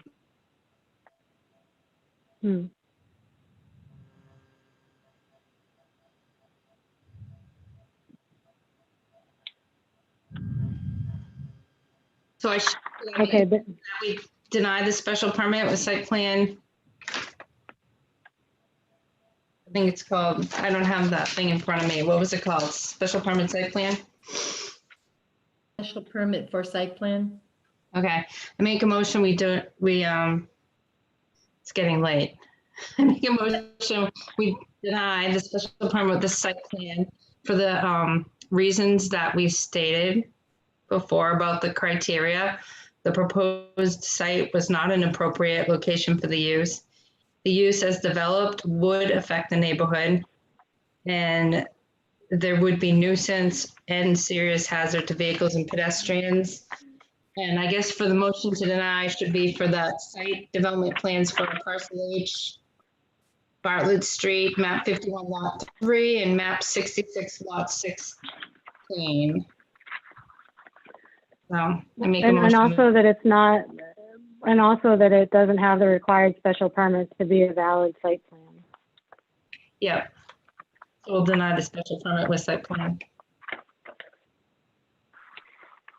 So is that part of your motion that it doesn't have the special permits required? For the site plan? Yeah, sure. Yes. I guess the way it was written on our application, it was called special permit with site plan approval. So I thought I would call out that we wanted to deny the special permit and site plan approval. All in one fell swoop. Okay, that's fine. So together, you're doing the denial together, special permit with site plan approval. Yeah, because like Bob had said, there were 3 permits, right? We denied the groundwater 3, the groundwater 1, and now we'll deny the special permit site plan that was listed in the application. Yep. Okay. All right, for all the reasons we discussed. For all the reasons. And the lack of, groundwater special permits. Sure, yep. Okay, is there a second? Second. Okay, so I'm going to do Millie's a second. Motion's been made and seconded. Any further discussion? Okay, so this is for the denial. Millie? Aye. Amy? Amy? Aye. Can you hear me? Michelle? Aye. Yep, I got you. Anthony? Aye. And Carrie's an aye. Okay, so that closes that. We are running really late. So let's see. Is there any other business that we need to get to this evening?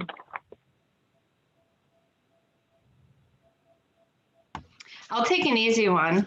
I'd like to nominate myself. I'd like to volunteer to be on the master plan implementation committee. Oh, yes, that would be good to do. Okay. Any thoughts or discussion on that? No, I think Amy would bring some great continuity to that from being on the master plan steering committee. I would approve. Oh, okay. Yep, Amy, All right. Amy and Michelle, you both did a great job back in the original master plan steering committee. So thank you. And Amy, I think you'd be a great choice for that, just to keep that continuity. That's great.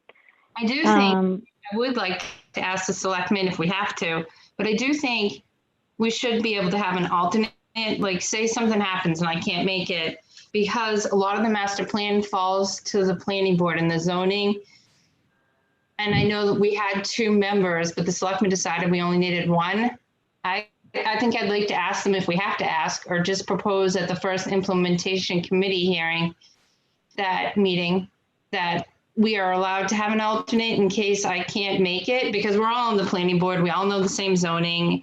I think anyone could step in at any time just to, you know, be a member of the group. I'm not asking for an extra member, but just for the opportunity, if I had to miss it, someone else could step in.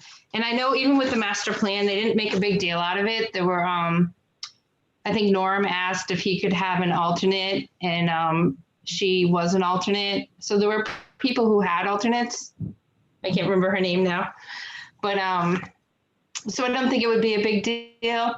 But I just do think, since zoning has such a big impact on the master plan, that we should have an alternate. We don't even have to pick an alternate. I think anyone could step up at any time. Okay. So maybe we can just write a letter to the board and see if they'd be open to that. And I Go do ahead, think, Anthony. you can go ahead, but I do think if you're going to have an alternate, that you should name the alternate versus just floating around whoever can make the meeting, because then you want to really give some consistency, right? So. Yeah. Okay. Does anybody want to be the alternate? Hey, no volunteers? Someone's got to do it. All right. Well, we don't have to figure that out now. I'll go to be the alternate, Amy, since you and I both sat on the master plan committee. Okay. So we'll do it that way. And that sounds good. Seems a little more consistent. Yeah. All right. So we'll send a memo to see if it's a reasonable solution in the event that Amy can't attend. And then anything else that we need to cover? I know it's late. I don't want to. Fred, did Kathy say anything about the RFQ? She did. We have the responses, and she just wanted me to ask you if you had time to meet next week, if there was a time that you'd like to do a meeting with Kathy, Scott, and I to discuss the applications, and then set a date for an interview with whomever is chosen, or all, or one, or however many there are.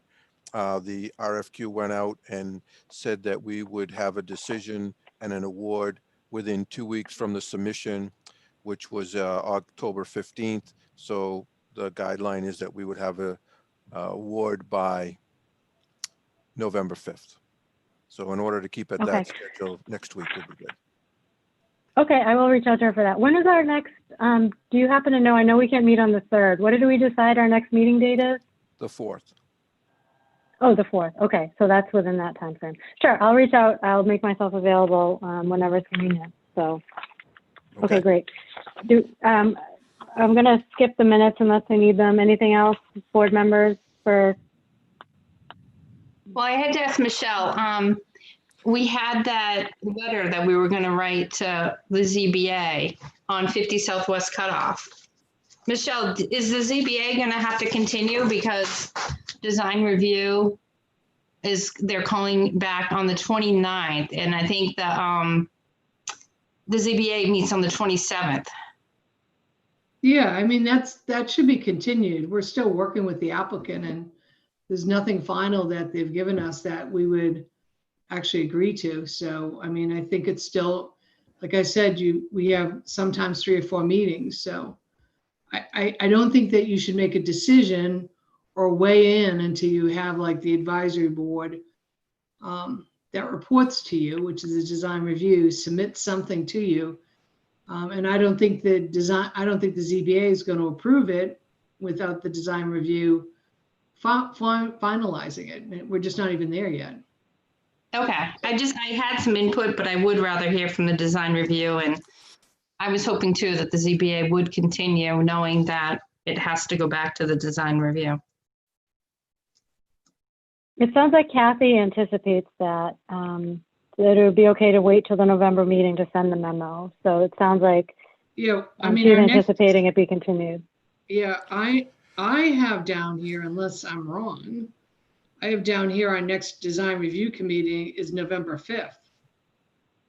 I watched the meeting last night just to listen, and I thought you guys were October 29th for the applicant, but then you were meeting with Judy Barrett, either on the 5th or the 10th. Yeah, I'll check with that. But we've never really done that before, Amy, where we've, whether it's the planning board or the ZBA, has never really said, okay, we're going to approve it, even without hearing back from design review. Right. It's the advisory committee on the site plan, right? Yeah. And they can't vote on the whole plan, including the use, until they get the whole application. They would need the site plan. Well, assuming that, I mean, that's the way it's always been done. So, I mean, you can ask Bob and Fred to weigh in on it, but I'm assuming that's what the ZBA is going to do. The ZBA can take or not take the recommendation, but it is past practice to, if the advisory board asks for an extension because applications are not complete, then that's generally what the ZBA does. Okay.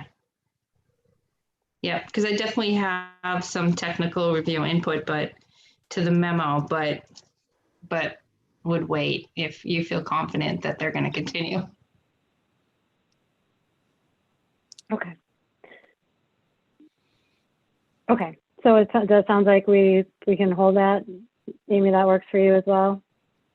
Yep, if everybody feels confident.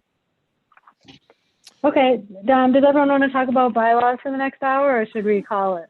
Actually, Kathy asked me to ask you if the board wanted to send a letter of recommendation to the Open Space Committee on the Open Space Plan. It's customary for the Planning Board, the Conservation Commission, and I think the Zoning Board to send a letter of support. They're hoping to get a letter of support from the Planning Board. Who's our open space? Anthony, are you our open space person? I am. Can you speak to the plan and just quickly highlight your general sense of endorsement?